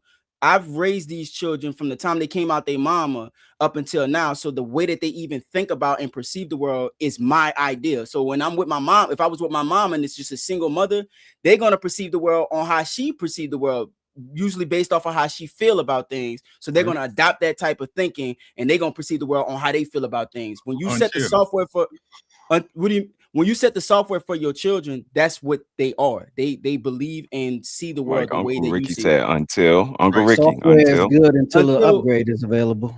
What do you mean? What does that look like? Explain it to me. Unc. I don't know Going because to I don't school. even. Hold on. I It got was you. just Right. other friends. Until, right? Let's set the stage so it makes more sense. Okay. What was your background coming up? Like as far as what? Like Your childhood or mom, like dad, blah blah blah. Right? Yeah. single mama. Okay. So even though your single mom had a certain premise, right? You learned once you got out into life and got your own stimuli that certain things she taught you didn't ride right with you, right? Right. I knew it Right. early, but I get what you're saying. Right. Same thing, right? So even earlier in your case, right, as a young man, right, because you couldn't survive if you didn't figure out certain lessons, right? Correct. Yes. Right. So again, when I say that, I mean that in wholeheartedly. Again, no disrespect. If you raising your family, you keeping them, I applaud you. But what I'm saying is that we all feel we can control the chess pieces forever, and you can't. Well, what's right? what's forever? Give me a second, right? Your children, and this is real life stuff. This just think about it later, right? Because it'll pop up in your head, right? Okay. You can raise your kids in the best of times, the worst of times, with the best information, right? Your kids are going to go out into the world and get a life of their own, right? They're going to see certain things, perceive things differently than you. What you're saying is you hope that your lessons save them set them a foundation. Listen to what I'm saying. Listen to what I'm saying, right? All right. Yes, you're programming them, right? But the same way you broke your programming is the same way your children are going to be able to break their program. Right. I agree, More importantly and more inherently, because you they daddy and y'all got the same blood. Nobody ever want to talk about the power of blood. Right. Genetics and shit. Yeah. Right. Exactly. Right. So they might be even more inclined, right, to see things differently and perceive life in a different way than what you taught them. Now, you're doing your job. All we can do as parents is our job, right? Lay a foundation so that when the world goes crazy, they have a place to come back to, right, as far as logic and understanding. But a balance. But most people, right, once they get certain age, as y'all say, right, you get your nose open, you start smelling yourself, right? I agree. Yes. You're gonna take lessons differently. You're gonna learn different lessons. That's all I'm saying, right? Well, this is because we missed each other. This is what I was saying. I'm not talking about after my children leave the house. I'm conditioning them to think for themselves so they don't need me for shit.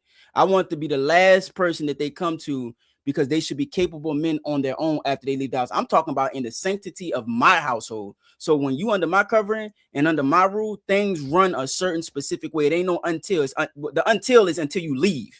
That's the until. But I'm just talking about the microcosm of the time that they come out their mama until they leave the household. So the way that we conduct ourselves in this realm right here. Yeah, you talking about the structure within the house. That's all. That's all I'm talking about. I'm not talking about after the apologies. fact. You know what I'm saying? But you know what I'm saying?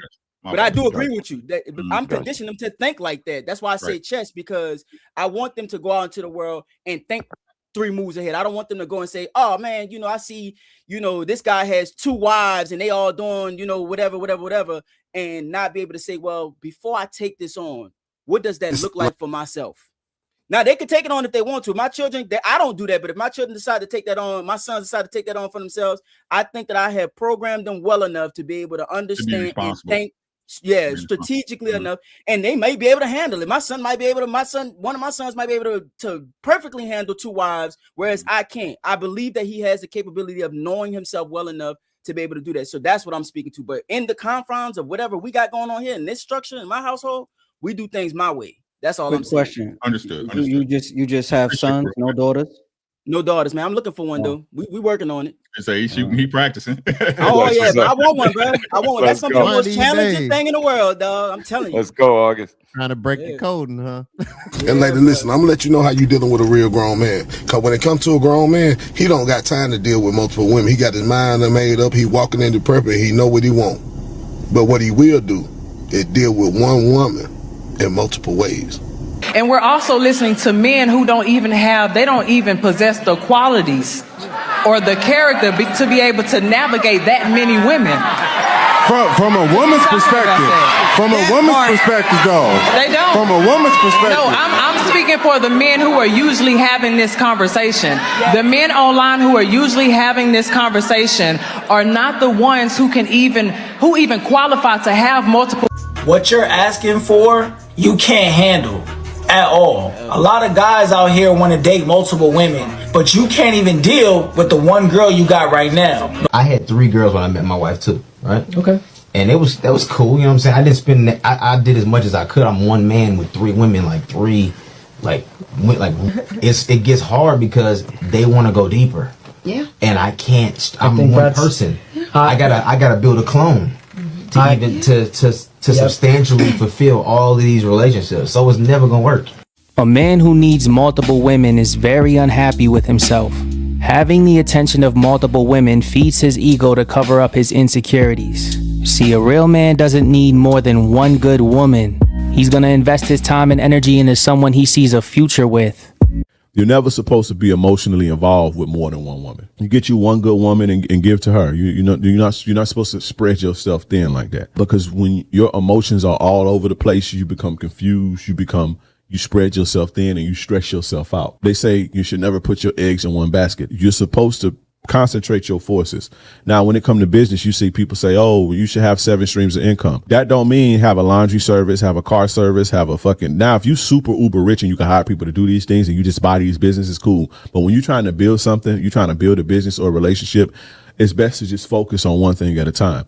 Now, I have multiple streams of income, but my multiple streams of income come from this one business that I built. And you're supposed to do your relationships like that as well. When you don't do that, you're going to tire and stress yourself out. I can promise you. I know it may seem cool that you got all these bitches and shit, and I'm not telling you to not deal with more than one woman. If that's what you want to do, do it. But to emotionally involve yourself in more than one woman is eventually going to stress you out, and you are going to cause yourself problems. I promise you that. And that's going to hinder your productivity. And I think that's one of the main things that men do that hurt their productivity.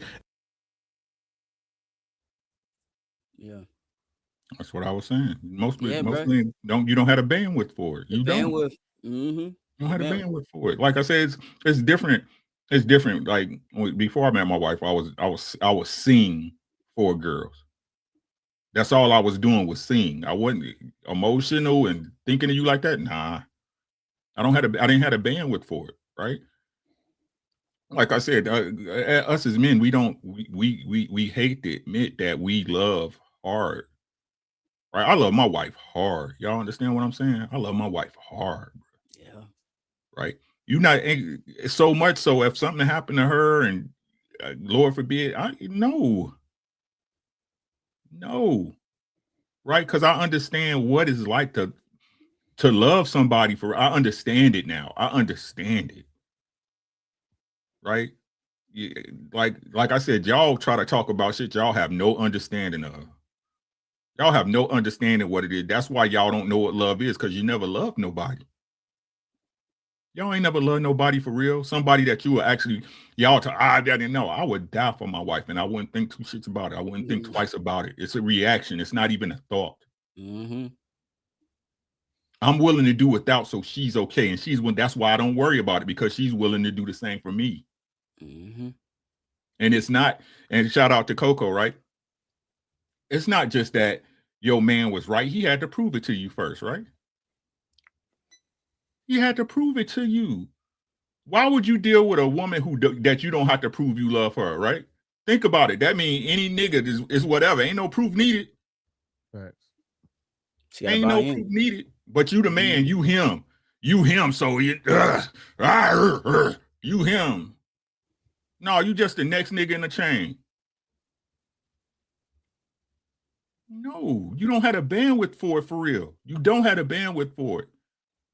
Say what it is. I love her. I'm fucking these other ones. That's what it is. There's a main.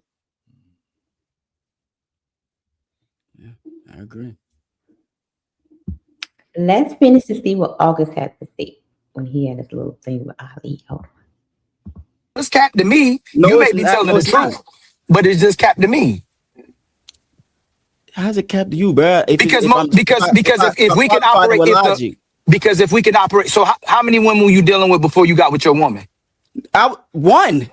So I'm a one woman guy because I don't like to have to navigate and navigate women's emotions and regulate them all the time. I got things that I want to accomplish in my life that I want to put time towards. My woman is enough. I got to listen to her day, listen to her problems, help her regulate a whole bunch of stuff. It's enough. You know what I'm saying? I don't want to do that times two and then still be able to do this stuff that I'm doing right now and build my businesses and, teach my sons, you know what I'm saying? Build myself. That's too much work. I got one woman that's good enough. Where would you have the least problems, being single or in a relationship? Where would I have to in my relationship? Where would you have the least problems in my relationship? Okay. No, why? Because legacy is a part of what I'm building. So I need her to help me. I need her to help me regulate that. If I gotta do it all by myself, my children, my sons, the house that I own, that I'm passing down to them, the businesses that I'm building. So all of that, she's helping me organize that because she's taking care of my children. I have a fitting wife to be able to help me build my legacy and get on my program.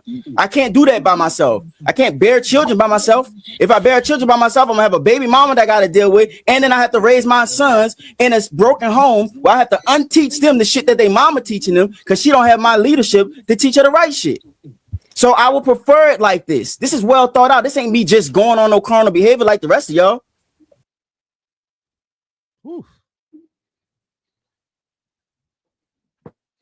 Good Lord. God damn. I disagree with August. I disagree with August on one part.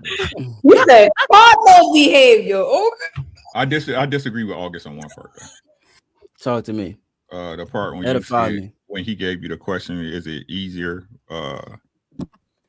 if you single or in a relationship? I think being single is easier. Oh, you say that on? Because I don't give a fuck. Gotta give me more, man. You gotta edify me because I may need to move my mindset. No, it's not edify. That's just what it is, right? It's easy. It's like, yeah, you know what my job easy because I don't care.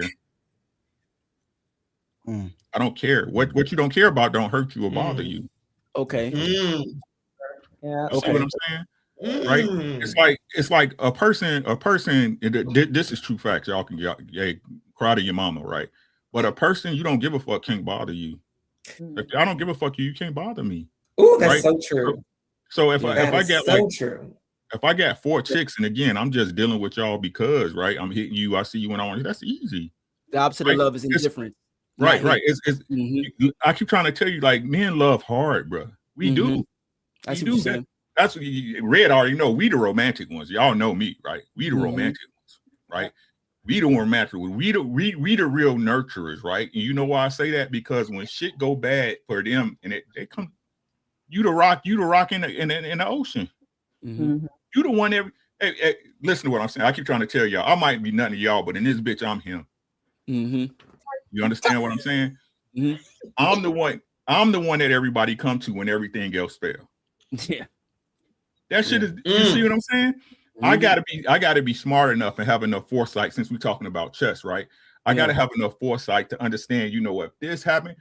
Like here, I talk a lot on here, but I'm telling y'all in real life, I don't say much. Same. I don't have to, right? Because I'm proven. I'm 25 years proven. You understand what I'm saying? My daughters don't come to me. They don't come to me unless it's real, because they know. My sons don't come because they know. You see what I'm saying? And again, if we're talking about chess, right? And what my brother was saying is that we don't all start out with the same pieces, right? If you really know chess, all you really need is your queen. If you know chess, all you really need is your queen. The pawns and the rooks is nice. Having your homeboys is nice. But if you nice with it, as long as you got your queen, you can run the board. Right? So what I'm saying is this, right? A relationship is a marriage, a real marriage, when y'all actually in it to win it. It's the toughest, most beautiful thing you will ever fucking experience. It wasn't meant to be easy. If it was easy, all these motherfuckers would do it. Yeah. Okay. You tell me how many of these motherfuckers these leeches, these viruses, these goddamn what they call what you call it, Sean, when a baby growing inside a parasite. Right? Parasite. These fucking parasites and opportunists. Do you think they would not jump at the chance to be with somebody who's going to be with them through everything if it was easy?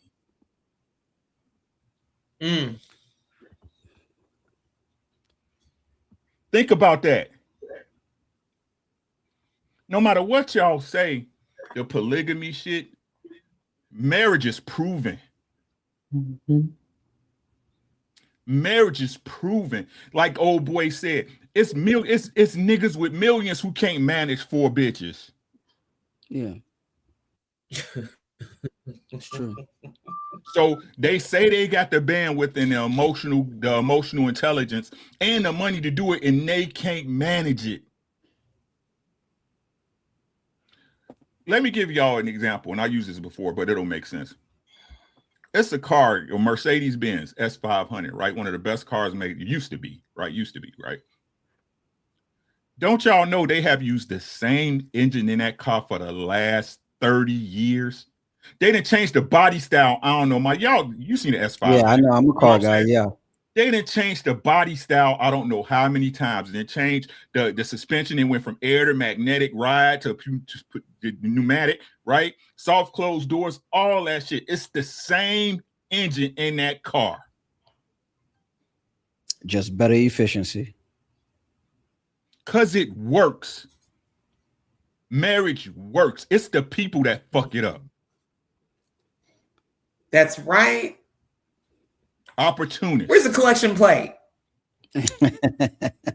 Let me say, this is what I was speaking to on that one. What I was thinking about when I answered that question was what my goal is in life, right? And so what my ambitions and my goal is. And so I'm looking at the most expedient way for me to accomplish that. And so it would not be expedient for me to accomplish the type of legacy that I'm trying to establish as a single man. There are benefits to being a single man where there's a level of focus that I can dedicate to the things that I'm accomplishing as far as business is concerned, and allowing myself the freedom to not have any other distractions. That is there, but I have a greater goal that is outside of just what I'm accomplishing just in the now. I'm thinking more strategically, because in order for me, what I want is I want a legacy. I want competitive young men that comes from my line that I'm going to give the benefit. Remember how Mr. He said you didn't have all the pieces on the board. You right, dog. I didn't, but they do. They got all their pieces. You know what I'm saying? And I wanted to make sure that they have all their pieces, and I want to give them the strategy so that they have all their pieces. That was my goal. So is it easier for me to do that by myself? No. I need someone to be a part of this mission with me that is willing to submit to what my ideas are and buy into what it is that I have, not for just for her, but for our seed into it. That's why I answered it like that. You know what I mean? I'm not thinking as an individual. I'm thinking that, you know what I'm saying? I'm thinking long-term strategy. I'm thinking legacy. I'm trying to come back and reincarnate as a millionaire. You feel me? Just stay focused. Yeah. I'm CEO not didn't get I'm all the way that locked in. because he don't play chess like that. But I knew you. Oh, come on. I was a chess master in 3rd grade, bro.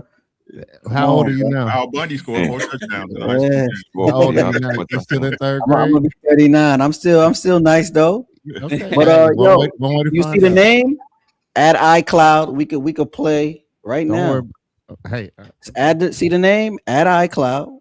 Okay. We could Hey, play right CEO. now. What's up, I brother? wanted you to drop. I didn't get the chance to get you to drop your channel in the chat last time we was on the panel.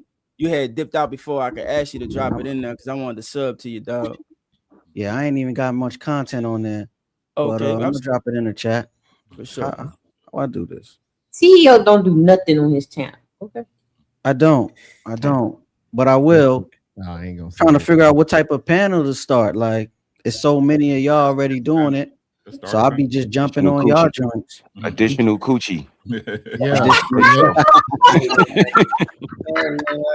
Your intro song should be J. Cole. I want to fold clothes for you. Nah, I was thinking, how'd your bitch, how'd your wife? She might be my friend. I got the perfect song for you, CEO. You got me. know I love you. What the fuck is wrong with you? My bitch runs the street at night, and I can't sleep. I'm saying my bitch runs the street at night, and I can't sleep. There you go. Keep on saying, y'all. She better bring that bread back. That's my issue, boy. I don't care what y'all say. Yeah, that shit go hard. That shit go hard. So basically, y'all answered my question. So basically, these jokers be on these panels just talking dumb. I mean, They just be talking. They just be talking. I think like They just Uncle be Rick said, I don't think they really be having the bandwidth. But like you got to be strong-minded, man, because I am forced to deal with 4 women in my life on a day-to-day basis. And like I think I said it on this panel or some other panel. Sometimes my wife just see me and be like, she don't know how I do it. And I just say, yo, I just be patient, bro. Like even with the arguing, like instead of, if my wife's the candle, right? She's arguing. She got that she's the flame. I just put a cup over it. Remove the oxygen from the room, bro. I don't add a flame to it. Remove the oxygen from the room. It's gonna go out on its own. And then you're gonna have to sit in that smoke and deal with it. You feel what I'm saying? And then when you're ready to talk, we could talk.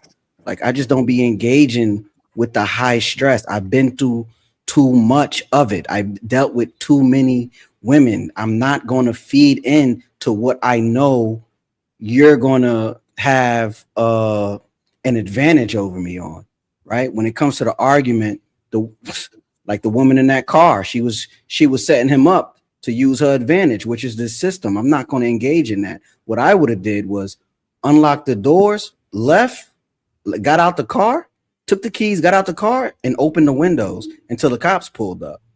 But I would have kept recording. Like, you can't just sit there and let that happen. If we was at a restaurant and she started to go, I'm going to the host, paying the check, and I'm out. You feel what I'm saying? I mastered the art of just removing yourself from the situation. You feel me? I just think like, because I just be confused because they just be talking about the women's all day on the panels and stuff and fussing and cussing that women ain't this and the women, we can't do this with the women and the women don't respect us and the women are this. Then y'all talking about y'all want extra women. I'm trying to understand. I just thought it was weird. You're gonna multiply those problems. It is weird. Oh, that's like, I think that's what you were saying earlier. Yeah. They're mad about the caliber of women that they have currently, and they want to have a better caliber of woman, because if they had the caliber of woman they wanted, that woman would either, as Mr. He said, will be like, okay, come on, I think I'm ready for another one. If that's your path, scared or to they lose. would be so happy to have somebody that's worth something that they'd be like me. I'm good. They scared to lose, but don't want to play to win. You understand what I'm saying? Like I told you. Okay, so if we being honest about it, right? If we be honest about it, a woman should be what you want off bat, right? But most women look for an excuse not to provide that. Most, I'm not saying all, I'm saying most, right? So as a man, and you know you want to deal with that woman, that's the first thing again y'all don't want to admit. Y'all know you want to deal with that woman. You know you want to deal with her, right? So as a man, what's your job, right? Your job is to be the man you're supposed to be in every situation, right? This is why I tell y'all, eliminate the excuses. And this what this it's so simple, it's stupid, right? That's why it's so funny that stupid people don't get it to me, right? Do what a person asks of you and see how they act. If a woman's nature is that, especially I'll use that because I don't date white women. I'm talking about black women, right? The biggest excuses we hear if we talking about it in general is, oh, men don't provide, women got to do this, da da da da. Okay, provide as a man and see how she act. Right? Men cheat, da da da. Ooh, okay, stop cheating and see what she do. Right? Same with the woman, right? You trying to figure out that man, do what he asks and see how he act. Do what he asks and see how he act, right? If he needs you to be this type of woman and then you be that woman and he's still clowning, what that tell you?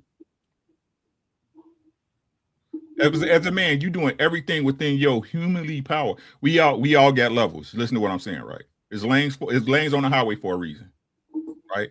We all got levels. But as a man, if you're doing everything within your power, I'm talking about you going above and beyond the general expectation, right?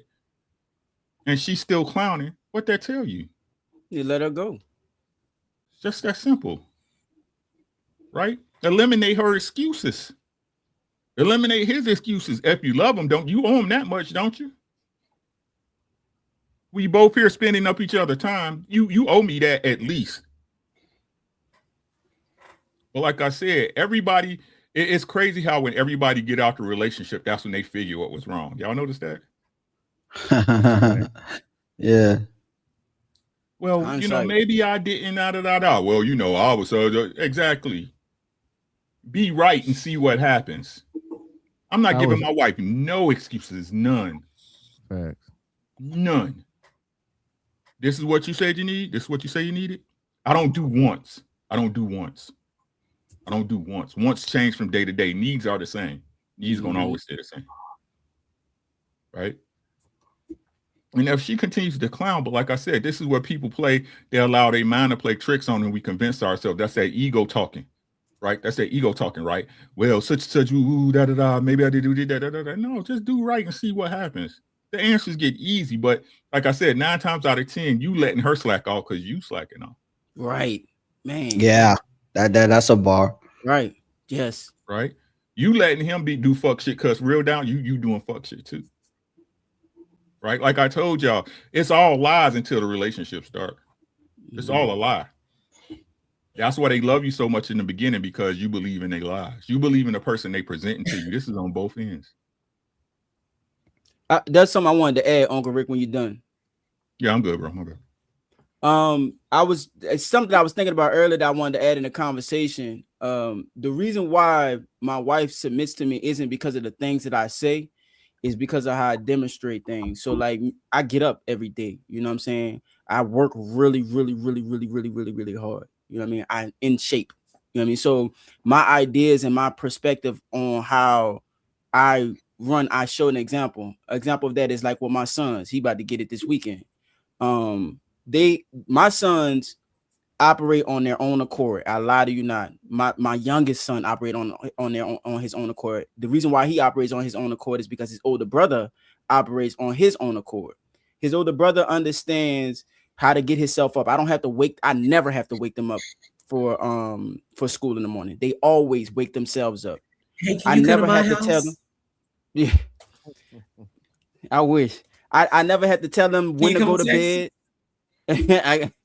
I never had to tell them to go to bed. I wish. I never had to tell them when to go to bed. These are things that I've established, but I've rewarded it in a way for them to want to do that. So my oldest son, he goes to bed whenever he decides to, but he knows that he got to wake himself up. He was demonstrating such a great level. This is years ago when he was still in, I think, elementary school or middle school. He was demonstrating such a great level of responsibility that I told him, I said, you no longer have a bedtime. Now, initially, the first couple days, he woke up late. I let him wake up late so that he can see the results of him waking up late, and that if you can't manage yourself, I'm gonna have to take it away. So he managed himself, and so that's been a modus operandi for him all the way through high school. He always handled himself by himself. My youngest son sees that in his older brother, and so he wants the same thing for himself. So he wakes himself up on his own. You know what I'm saying? So that's just the mode. That's how we operate in this household. You know what I mean? So I was saying all that to say, because you threw me off a little bit. I was saying all that to say, the way that I kind of lost track of what it was. I was saying that it was a level of structure that I created here. Demonstration. Oh yeah, I demonstrate that so that they see it. Oh, I was going to Saturday. I work out every day. You know what I'm saying? I'm in great shape. I'm in phenomenal shape. I'm not just in phenomenal shape just for myself and for my health. When they've done something wrong, or if my youngest son, if he's in bed late, his bedtime is 9 o'clock. I let him go past 9 o'clock. I look at the time. I'm like, it's 9:01. You know what that means? You know, you owe me. You know what I'm saying? We getting it popping on Saturday. You're not gonna be able to do nothing until we get it popping on Saturday. That means that he got to work out with me. But I make sure that I'm in great shape and phenomenal shape so that when he does work out with me, it hurts. You know what I mean? When we in here doing, I got the pull-up bar right here. It's like, you know, it's right there. We just put it on there. I do 100. You know what I mean? I do 100 every day. 100 push-ups, 200 push-ups. 100 pull-ups, 200 push-ups, 300 squats. They don't really keep in shape like that, but I make sure that I'm able to do that with them so that when they feel that burn, feel that sting, it's not me just telling them to do it. I'm demonstrating that type of thing. So I get a different type of submission from them because I exemplify everything I expect from them. I actually overachieve. You know what I mean? But that's how the household is ran. Yeah, so success is measured by your starting point. You see what I'm saying? So yeah. But that's what I mean, right? Again, when we talk about the nature of us, right? Mm-hmm. Men, we are outward, right? Our proof comes through our actions, not this. Got the words, yes. Yeah. Right. That's supposed to be innate to us. That's why I say most, this is me again, I might be wrong, right? But most women don't believe they man until they prove them wrong enough times. Battle to right. That's it's just how it goes, right? Yeah, that's real. That's what I mean when I say you got to earn that trust. Mm-hmm. You got to earn that trust. That's what made me think about it. Right, yeah. Right. You got to earn. I got to earn you. I understand you, but you believe in me. That it believing in me is different from understanding that I know what I'm talking about. Mm-hmm. You see what I'm saying? So, that, like I said, that's what we as men supposed to do. We supposed to build that outward. That action was supposed to be measurable, right? Where women's action is what the measurable action for them is actually from their internal, right? They're caring, they're giving, right? Them being able to listen to what I'm saying, right? Them being able to actually understand the potential within you. But women nowadays operate off the external while telling us what they really want is a man that operates in the internal. This is bizarro world we're in.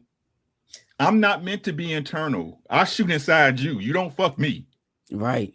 Listen to what girls say. I fucked him. No, he fucked you. I gave him some pussy. No, you didn't. No, you didn't. That's a fact. No, you didn't.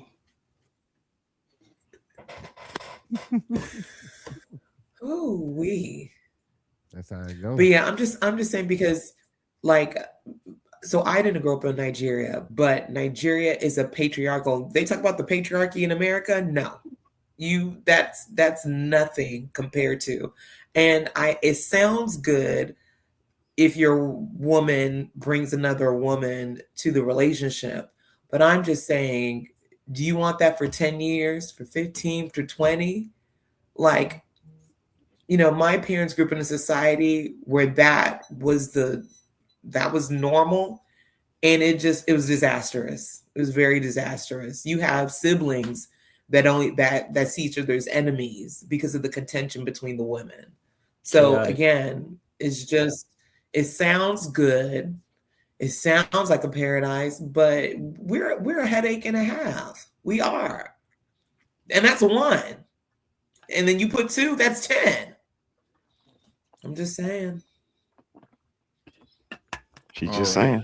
I love y'all, but y'all know I'm old. It's my bedtime, y'all. I gotta go to bed. I gotta. Yo, work. respect you, Rick. You know it, man. Love you, bro. Good night, Unc.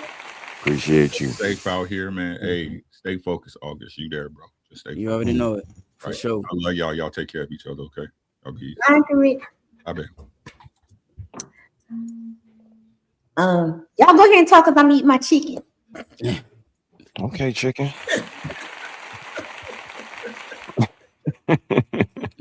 Hope it's good. So August, what was your ultimate thoughts and takeaways from the conversation that you had with Ali in that exchange that we watched? I think Ali, you know, I think he mean well. That's my dog, no matter what. I think he mean well. I think he shares a lot of the same sentiment of a lot of men based off of an optic. And I don't think that they tend to actually do the exercise of working the thought out of what it actually looks like when the rubber meet the road. And that's like the same thing with business. A lot of people have these grandiose business ideas, but when you have to implement those business ideas and you run across the first issue, most of them just quit. You know what I mean? So it's a difference when you, marriage is the same. It's a difference when you have bought into something and you're going to see it all the way through, than just to have these ideas for the optics of something. You know what I mean? And so with me, because I think like that, I'm not saying no to multiple women because I'm not a man who desires multiple women, or, you know, as a man, you know, his nature can be a little bit insatiable when it comes to multiple women. I know that there's an opportunity cost with multiple women, and I value my peace above all. I value my structure above all. And so having another woman into that and coming into play, even though I may be able to handle it, it's not worth it for me. It's not worth the disruption of how everything is organized here and how well it's organized. I mean, if you would have to see what it is that I'm talking about. I know that I'm explaining this stuff, but it works seamlessly. Like my children, I'm so proud of my sons. You know what I'm saying? And they value my opinion about them. They value, you know, how proud of them I am. They look for that, you know, within themselves. You know what I mean? So having another woman come into that play, they're gonna have to watch me, because that's all they're doing. They listen to it as I'm saying, but they watch me more. How I operate and the things that I do, that's what they pay close attention for. And that's a big reason why I overachieve, because I need them to understand that nothing that's worth gaining is easily gained. You have to put the work in. So they're going to have to watch me interact with 2 women and navigate that, you know what I mean, simultaneously, successfully, you know, and I just don't have no interest in it at all. Gotcha. Appreciate you, bro. Appreciate you sharing. I got a question. Something what August just said. So you said you had to like put in the work and demonstrate it, you know. So can we apply that to relationships and marriage? Yes, absolutely. They watch everything. They watch it all. How I interact with their mom. I'm talking about the woman watching the man watching the woman.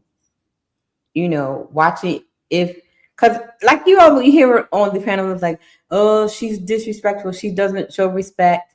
She's not submissive. But if she doesn't see you being respectful to other people, right?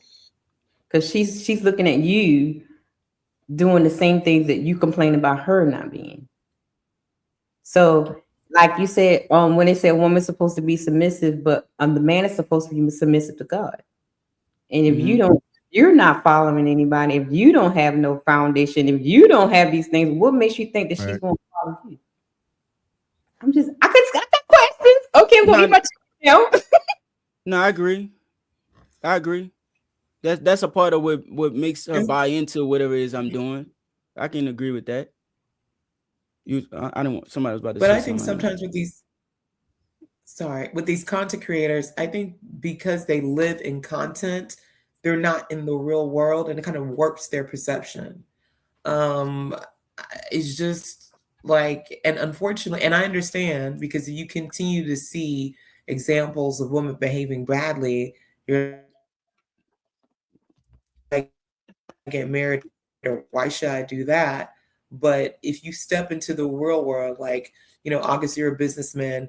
Men respect men who have wives and have families. You, especially if you're going for a bid or anything, you most likely will get it because of that. And I think when we're in content land, you just see the content land, but you're not seeing how building things outside of content, you have to present yourself in a certain way. You have to know how to deal with people. You have to know that social status matters. All of these things matter, especially if you're raising children. And know not to Ali, but I don't know. I don't believe he's married, but he does have children and he's with this girl. I don't know how he can hold the opinions about family being important, but I understand his concerns about marriage, but he could get a prenup. So maybe it'll come up later in the panels, but like you said, your children are watching. All of our children are watching how we interact with our spouses, with people who are not our spouses, with the child's parents. So really coming into this space, I'm like, I don't believe half of what anybody's saying. Y'all be lying, y'all be scammers, y'all be putting on a front. I live in the real world. I still have a 9-to-5 right now. And like, I know how it is to interact with people and how to present myself in a way. And y'all come up here and just talk crazy and reckless and say anything and anything out your mouth. And Red Lipstick, I know eventually you might get into Mika and that whole interview that she's been on and the craziness. But it goes again about, if you're a wife, I understand content, but it can't be content over everything. You gotta have, it could be, but you're in a very precarious and dangerous path. Yeah, she put herself in, yeah. Because I would never. I would never. I like one thing that Fatty did say yesterday was, she should have just shut up. She should have. She made it worse by going on these interviews and stuff, and then she ended up exposed to even more than what we needed to know. You know what I mean? And leaving other things up to speculation. Like it's a lot of women in these YouTube streets that say they're married, but baby, they is not moving like married women. They're not moving like no married. Like you got a couple of them big time content. They married, but they move around like thoughts. They they thirst trapping on IG and stuff. And Lord Jesus. I mean, like, y'all married for real? Like, what in the world? But yeah, it's. I think it was you, Jeremy, that asked me, was I going to talk? Yep. I'm not interested. I just wanted to get your point of view on it. I'm not even invested in it because I mean, she's stupid. Damn. To put yourself. I mean, she put herself in a bad situation though. She put herself in a bad position, and then like on the interview, she was saying things, and then it was like when the guy was asking about her husband and stuff, and he didn't know. I think I told him I didn't tell him. You didn't tell him. Nope. You didn't tell him.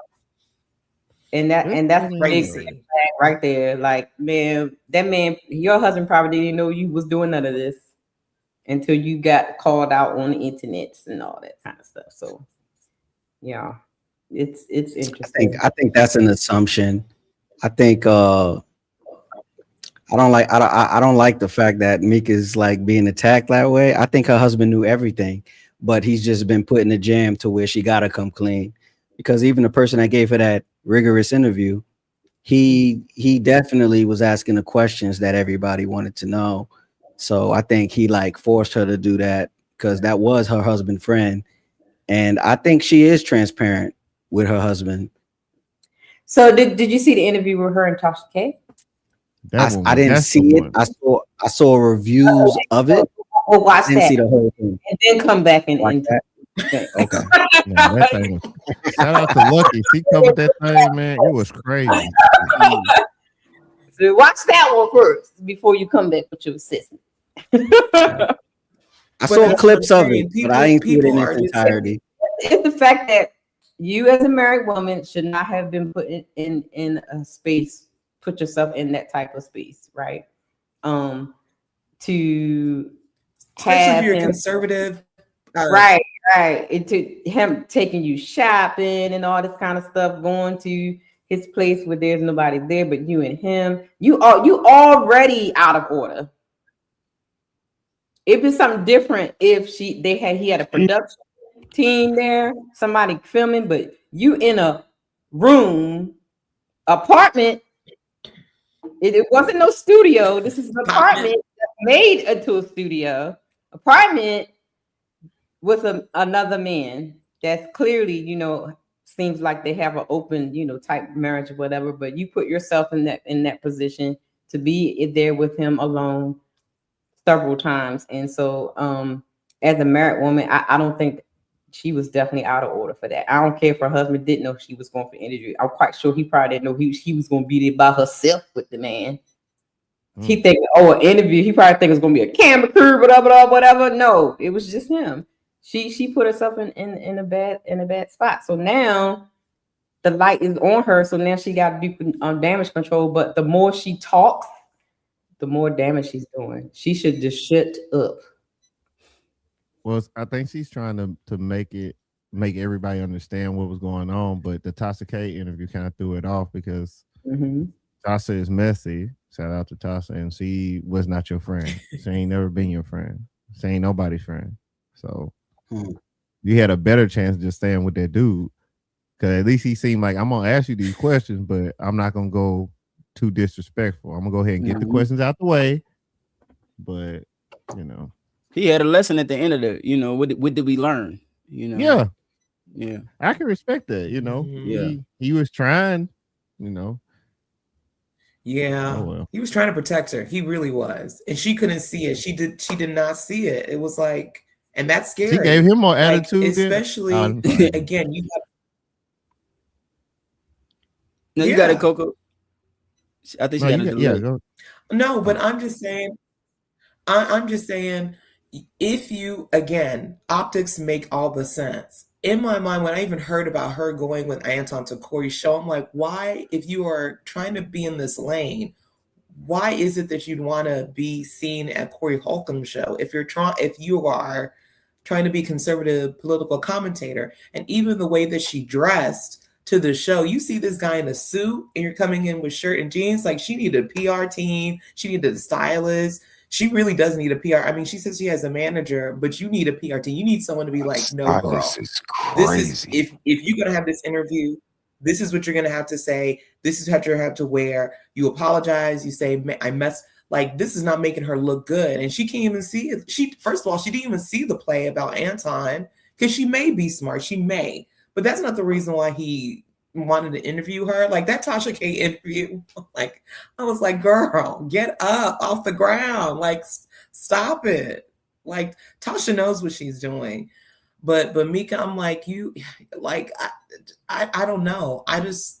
You just didn't think about, to August's point, people are short-sighted. I believe she thought like Anton has a big platform and that's going to lead to me popping off. But unfortunately, you're not. You just don't have that. And how you were paraded around, especially for women, and you're a married woman, you are not going to get that respect level, because all these videos is anti-side piece still. And now we know you're married, but it's still anti-side piece. I mean, so wait, what was self-respecting? what about all good? All news is good Go news. ahead. Like she getting exposure, right? Hey, ain't that the part of the game?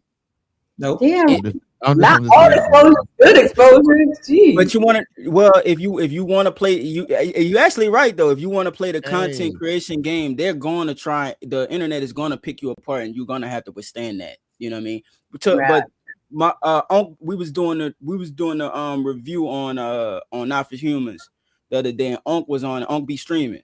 I don't know if y'all know him. He used to go by Red Pill Ranger. Yeah. And one of the things he said was that I thought was a little profound, because I was taking Mika's side. I saw the tail end of the interview, and I was like, this is a hardcore interview, and I think she was doing the best she can. But one of the things he said was she wanted to leverage her beauty, and so her having a husband, or acknowledging that she has a husband, or the husband being active in everything that she's doing, would affect her leverage with Anton.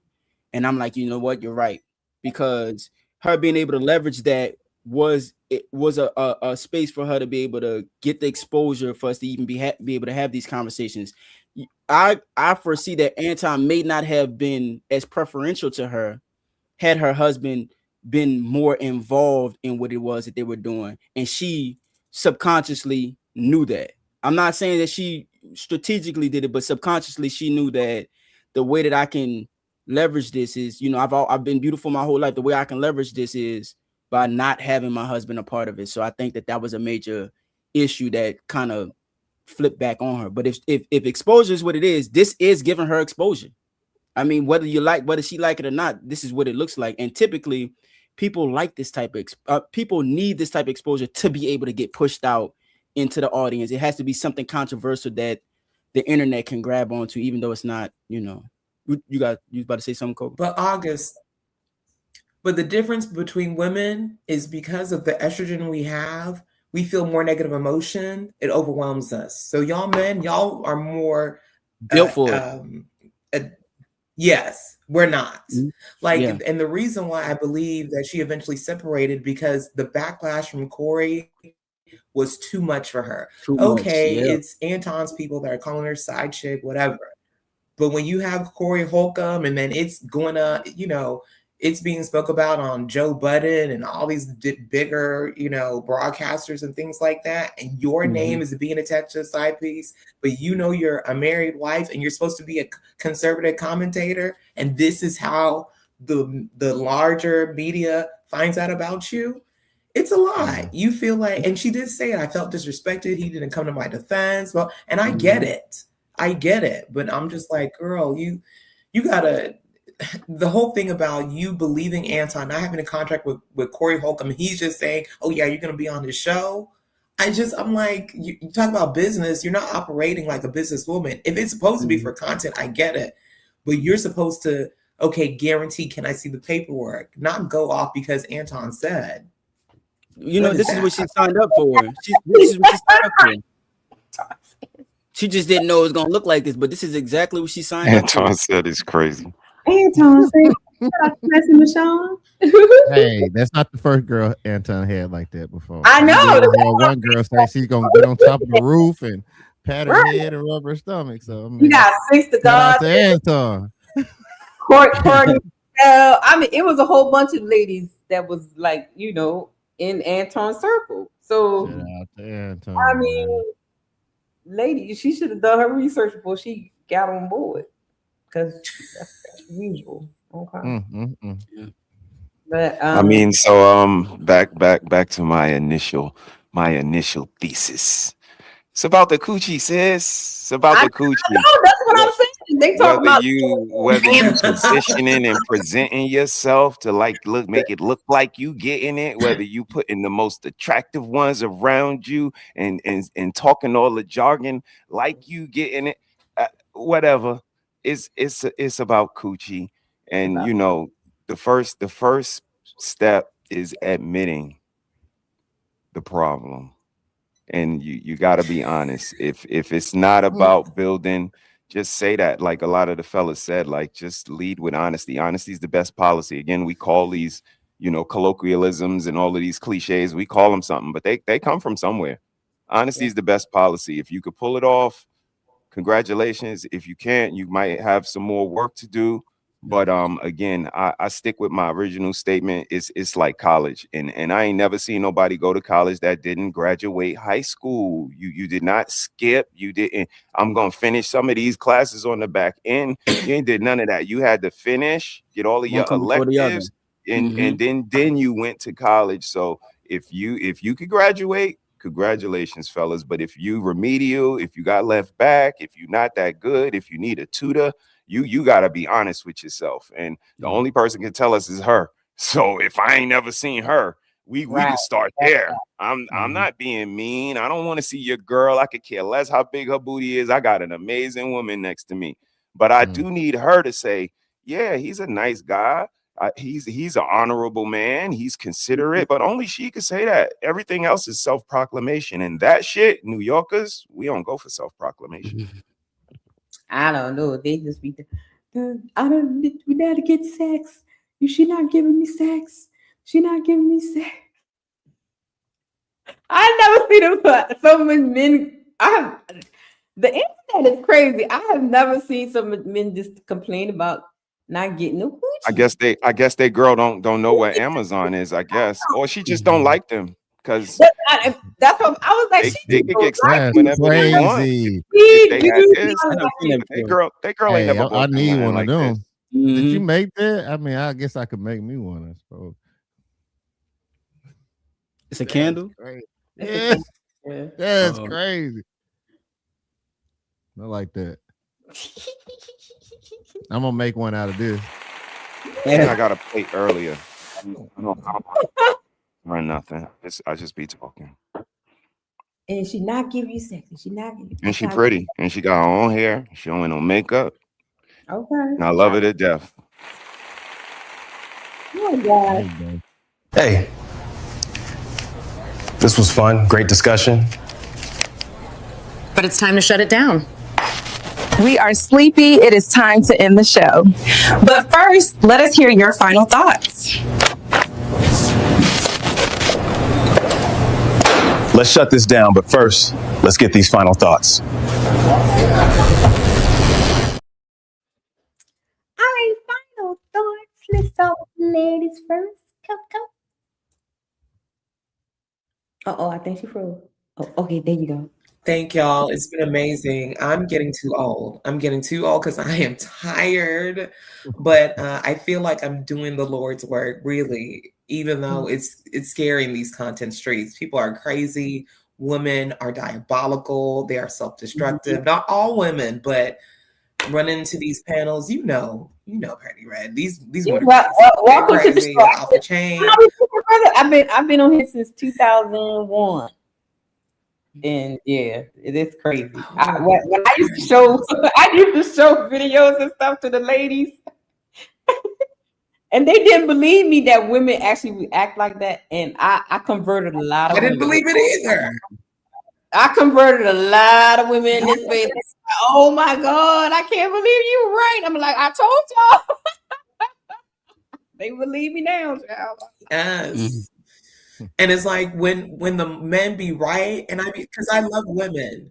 I love women, but when the men be right, I'm like, what can I, women, y'all leave me to dry. What can I can't say anything when y'all acting this crazy. It's gonna be a great panel. Oh, I'm proudly picked. I'd rather be picked than unpicked. Let me be picked. You with me good. Oh my goodness. Well, thank you for coming. I don't want to be on the other side. They're bitter. They're disgusting. Right. Yes, but thank y'all. It's been a pleasure. All right. Shout out to Jeremy. Jeremy just bust me twice in chest. You real have quick. to say nothing, man. Oh, nah, I gotta say it. That's respect though. Next Wednesday, same time. Yeah. That's respect. August, I'm waiting on you now. No, just wait. You bust me twice. All right, August. Final thoughts. I just want to say thank you again. You know what I'm saying? I've been peeping and seeing your panels and everything, and I appreciate the opportunity to be up here. And all my pushback, I'm just trying to edify and be edified. So I'm not, here to trying to Much beat love, somebody much down. love. You know what I mean? So, Much Like love. it. Nah, you all good, bro. for sure. I don't like when everybody, agree.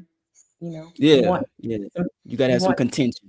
you gotta have. It's not necessarily like to have an argument or something on the panel. I always wanted to have different perspectives, and then maybe meet in the middle, or if I can teach something to somebody and somebody can teach me something. That's how I like it. That's great. Always. Yeah, all I gotta say is, if you are looking to get into a lifestyle, just be prepared with everything that comes with that lifestyle. Yeah. A lot of people like to bite off more than they can chew. Just make sure you can chew this. Yeah. Yeah. That's a feeling. That's a whole fact. As always, it's a pleasure to be on the panel. Great conversation, everybody. Shout out to you, August, though. I'm gonna go ahead and say it, man. Hey, I'm proud of you, what you're doing, man. Because that is no easy feat, but I am proud of you. We need more black men like you. Keep doing what you're doing. And guys, make sure you guys try to follow me on RF Music Play. It is a little compilation of stuff. I put a Black History Month album together. It's about 15 tracks. So I will drop the link in the description right now. All right, so it's up. But y'all just go there, check it out. That's what I'm working on right now. Yeah, Red got me. I've been Yeah, Red got me wanting to do it right. Yeah. That's on YouTube. Okay. Mm-hmm. You drop the link because I wanna make sure. Yes.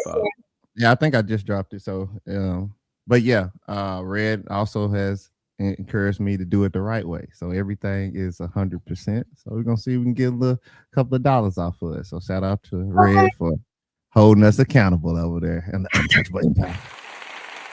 That's right. I know that's right. Content coming up this week. This Thursday, brother. You got anything coming up this week? Nah, tomorrow's Shorty birthday. So That's right. I'm not doing anything. Tomorrow. Tell me, how about you, man? What you got going on? Happy birthday to the to missus.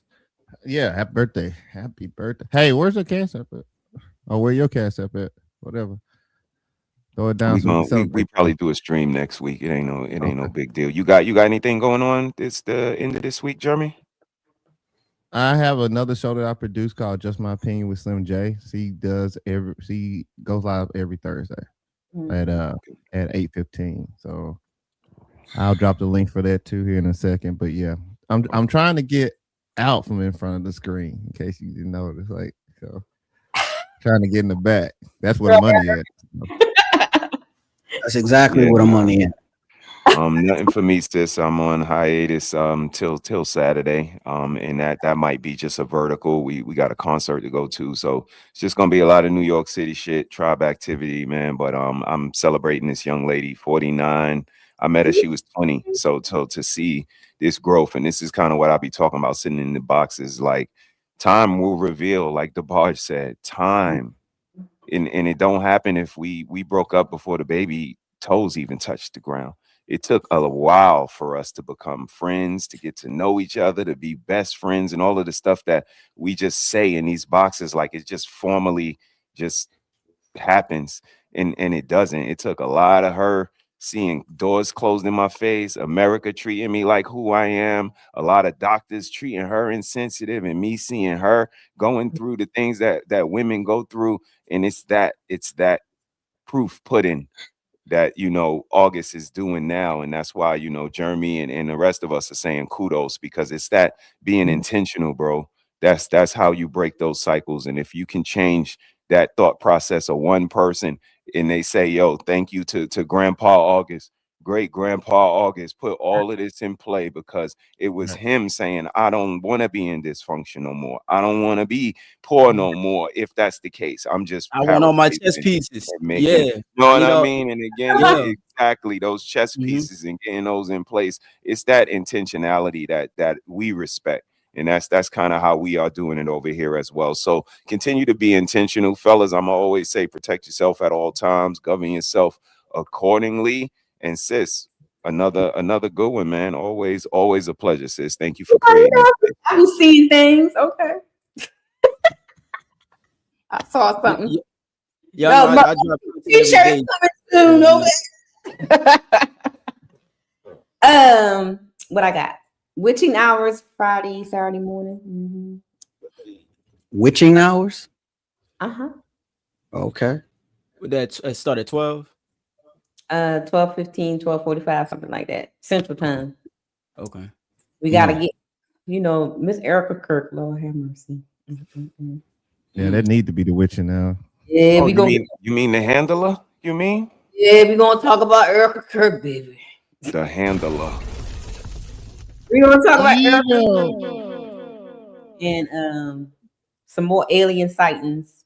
So if anybody heard my witching hour show, we talk about all things conspiracy theories. Did you talk about the filament We talk about all kinds of stuff. and how we actually up on the water all the way around? We never went to the moon and all that kind of stuff. Look at CEO. He like, what? No, I was We moved replying out to of the New York, email. man. New York gonna be underwater in like about 2 more years.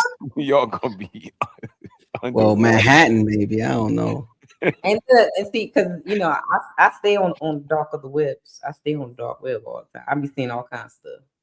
And so some stuff I can't talk about on YouTube because I would definitely get.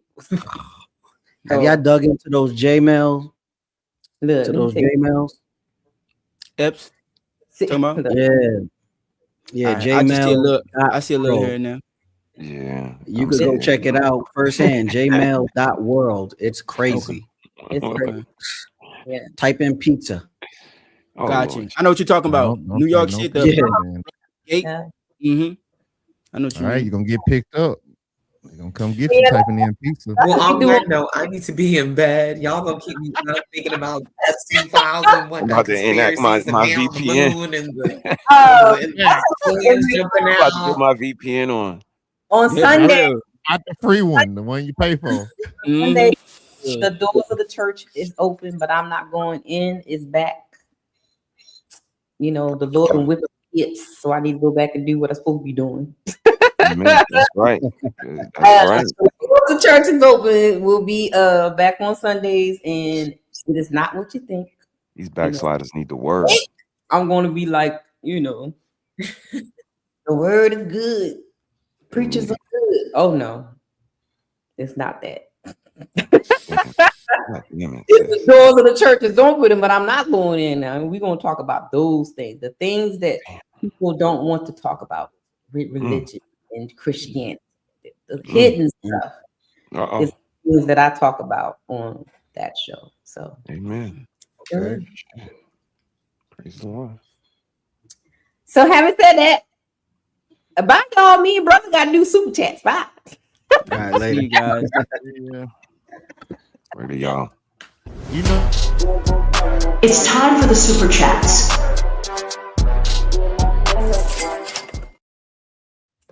Hey, brother. You on mute. Good show. Yeah. Good show. Good show. What you think of the show tonight, brother?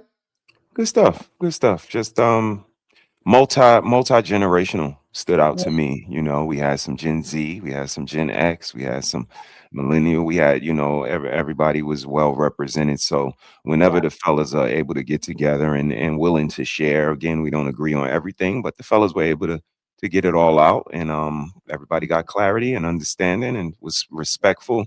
It's not always a need for so much discourse in conversation. We have it, we get through the next thing, we get on to the next one and rinse and repeat. So just appreciative of the fellas being willing to come up and share. And shout out to Ali, shout out to Fatty, always providing the material. Like I said, I appreciate them because we're all characters, man. And all they do is present the forum for us to just be ourselves. And then we take it and we build on it. And hopefully you take something good, put it in your tool chest, throw away what you don't need, and we get on to the next thing. So shout out to y'all, man. Shout out to the Untouchables. Keep doing the work. Oh, All that partying you was doing. I know. I saw you. Brother, they was acting a fool, right? Did you have fun? Was it nice? People had fun.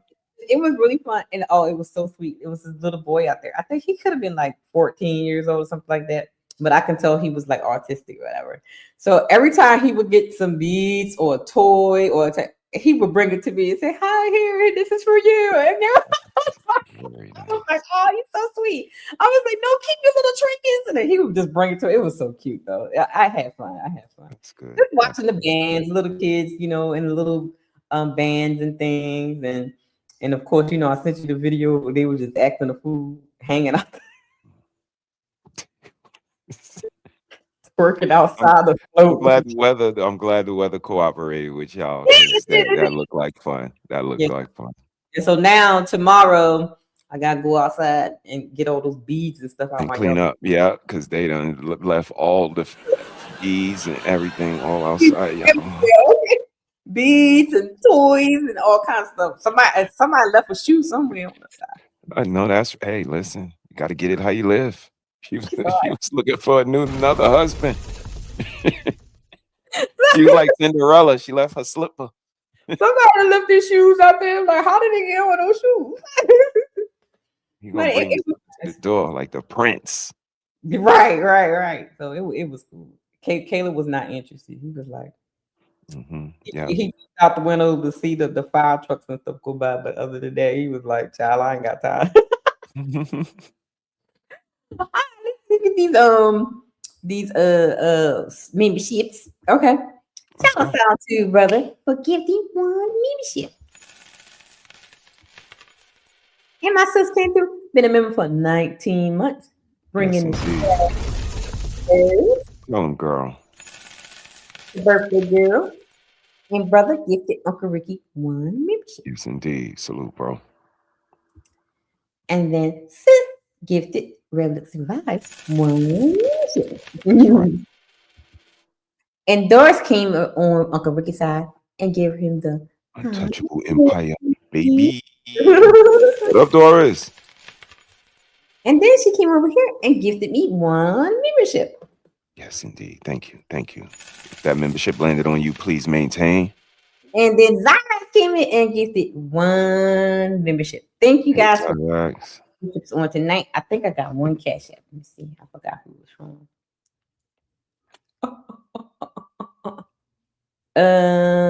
One cash app from a $5 cash app from, I don't know who this is. Thank you, though. Thank you for this. Robert Daniels. I don't know.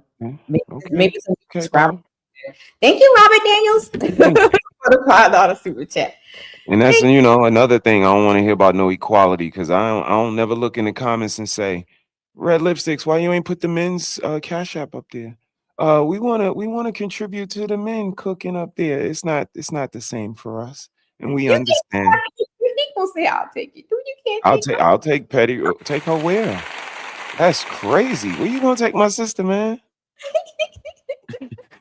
That's wild. Now I want to take her out to dinner. I want to take her to a movie. I just want to take her.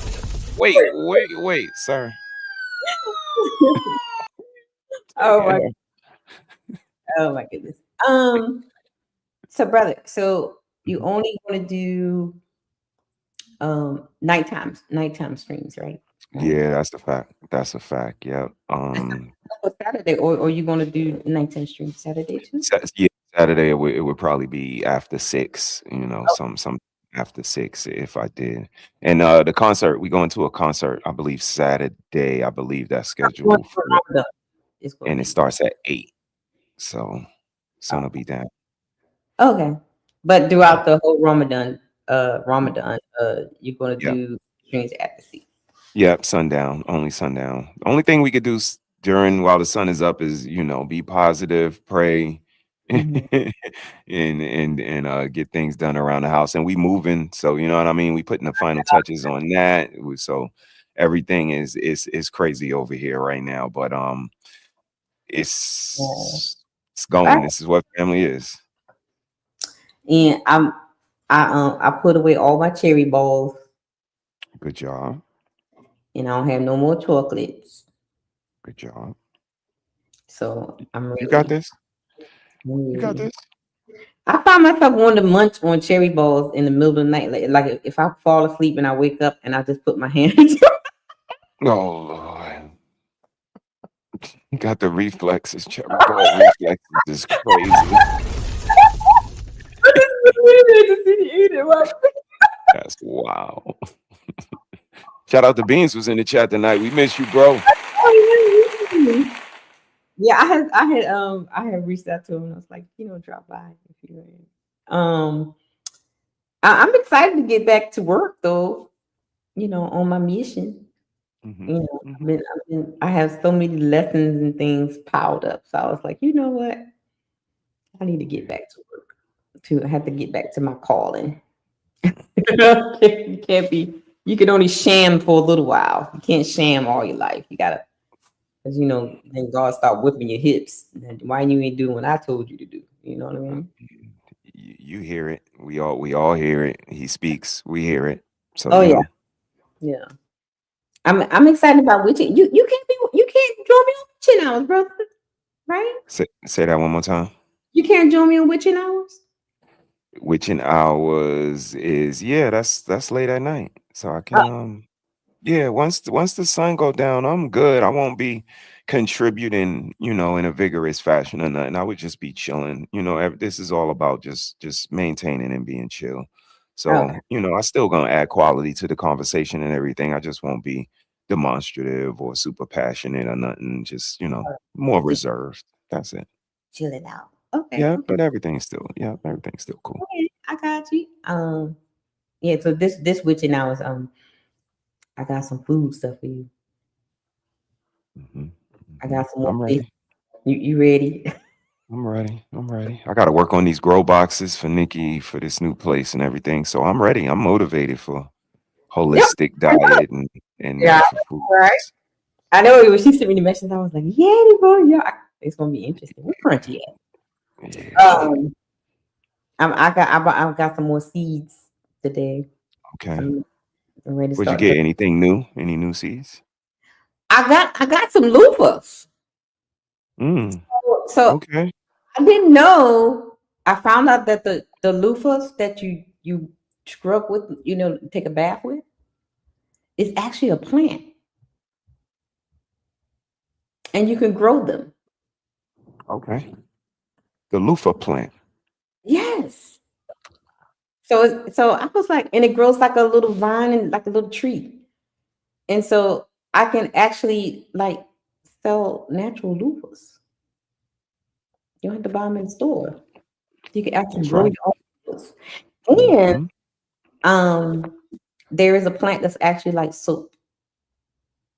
It's like a natural soap, like a shower gel, and you squeeze it, and the gel comes, and you just rub, and it turns into like bubbles and like shower gel. Sounds good. I'm with it. And of course, all my herbs. And I have watermelon, cantaloupe. Then I have this strange Asian looking, it's like a cross between cucumber and melons. And they're like little bitty little melons, but they're a cross between melons and cucumbers. Okay, melons and cute little melon cucumbers had a baby together. Melons and cucumbers had a baby. All right, I want to see. It's the birthday girl. Birthday girl is here. Hey, birthday girl. Hoodlum sister. Shout out to Bob. Not a sister hoodlum. She's a hoodlum sister. Call me when you want to beat up that hyena. Oh, Lord. Crazy. That's what she said. Okay. How you feeling, birthday girl? How you feeling, birthday girl? Feeling good. A little frisky. Hey, yo, let's go. I'm a let me go. Let's go. I don't even gotta light my candle. You see that? And I don't even have to light the candle. Got the game. When she walked away, she popped her little booty. I know that's right. Little booties matter, goddamn. Well, don't stop getting it. Okay. You know I love you. What the fuck is wrong with you? My bitch runs the street at night, and I can't sleep. I can't sleep. I'm saying my bitch runs the streets at night. Brother out here running the streets. You got to get it how you live. You got to get it how you live. Okay. Well, brother, sis about to be disrespectful to brother right now, y'all. Okay, because you know we over here we be disrespectful. It's that time of year. we be disrespectful around here. So having said that, y'all, I'm gonna remind y'all what time of the year it is for us over here, okay? And then we gonna end it out.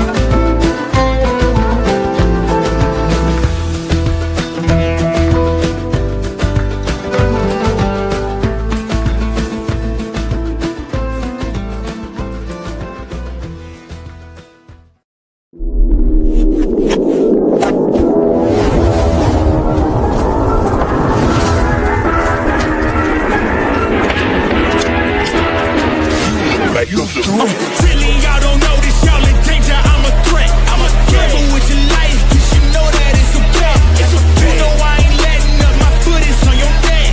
Take my word for it, this a promise and a threat. Really, y'all don't know this, y'all in danger. I'm a threat. I'm a gamble with your life, cause you know that it's a bet. You know I ain't letting up, my foot is on your neck. Take my word for it, this a promise and a threat. I ain't never really wanna flex my gifts, but I think it's my time. Let me check my wrist. You can never get my shine, I'ma keep on grinding till I reach the top. When it's just in my jeans and I ain't looking back, cause I'm feeling like Chris, bro. They can never slow me down, but they need to hate me, now I'm feeling like Chris. Rock with the team, cause you know that we winning, we with it, we going, we flowing again. I might just go by a Benz, I might just blow my advance, whoa. I did it all for the feeling, alive but I'm making a killing. I'm gonna break every ceiling, cause I need a million, but I don't need your money, you can pay me in respect. Cause once I do it big, what's to follow is a check. I need 100 bags, nothing more, nothing less. And the ops feel away, cause I'm next, I'm a threat. Oh yeah. Really, y'all don't know this, y'all in danger, I'm a threat. Gamble with your life, cause you know that it's a bet. You know I ain't letting up, my foot is on your neck. Take my word for it, this a promise and a threat. Really, y'all don't know this, y'all in danger, I'm a threat. Gamble with your life, cause you know that it's a bet. You know I ain't letting up, my foot is on your neck. Take my word for it, this a promise and a threat. I ain't been feeling spectacular, flow so sick it's hazardous. Y'all still suck like Dracula. Sip this beat, let's back it up. And I don't care about critics, cause they talk too much. And I know that I gotta keep on grinding, finding myself. I ain't gonna stop until I know I had enough. Mama, I made it, I know that they see me. I'm popping these bottles just like I'm a genie. I'm glad that you made me. It's all in my DNA. I'm about my teeth like I'm working for Frito-Lay. And bet it bag on myself. I don't do it for my health. Every threat is a champion.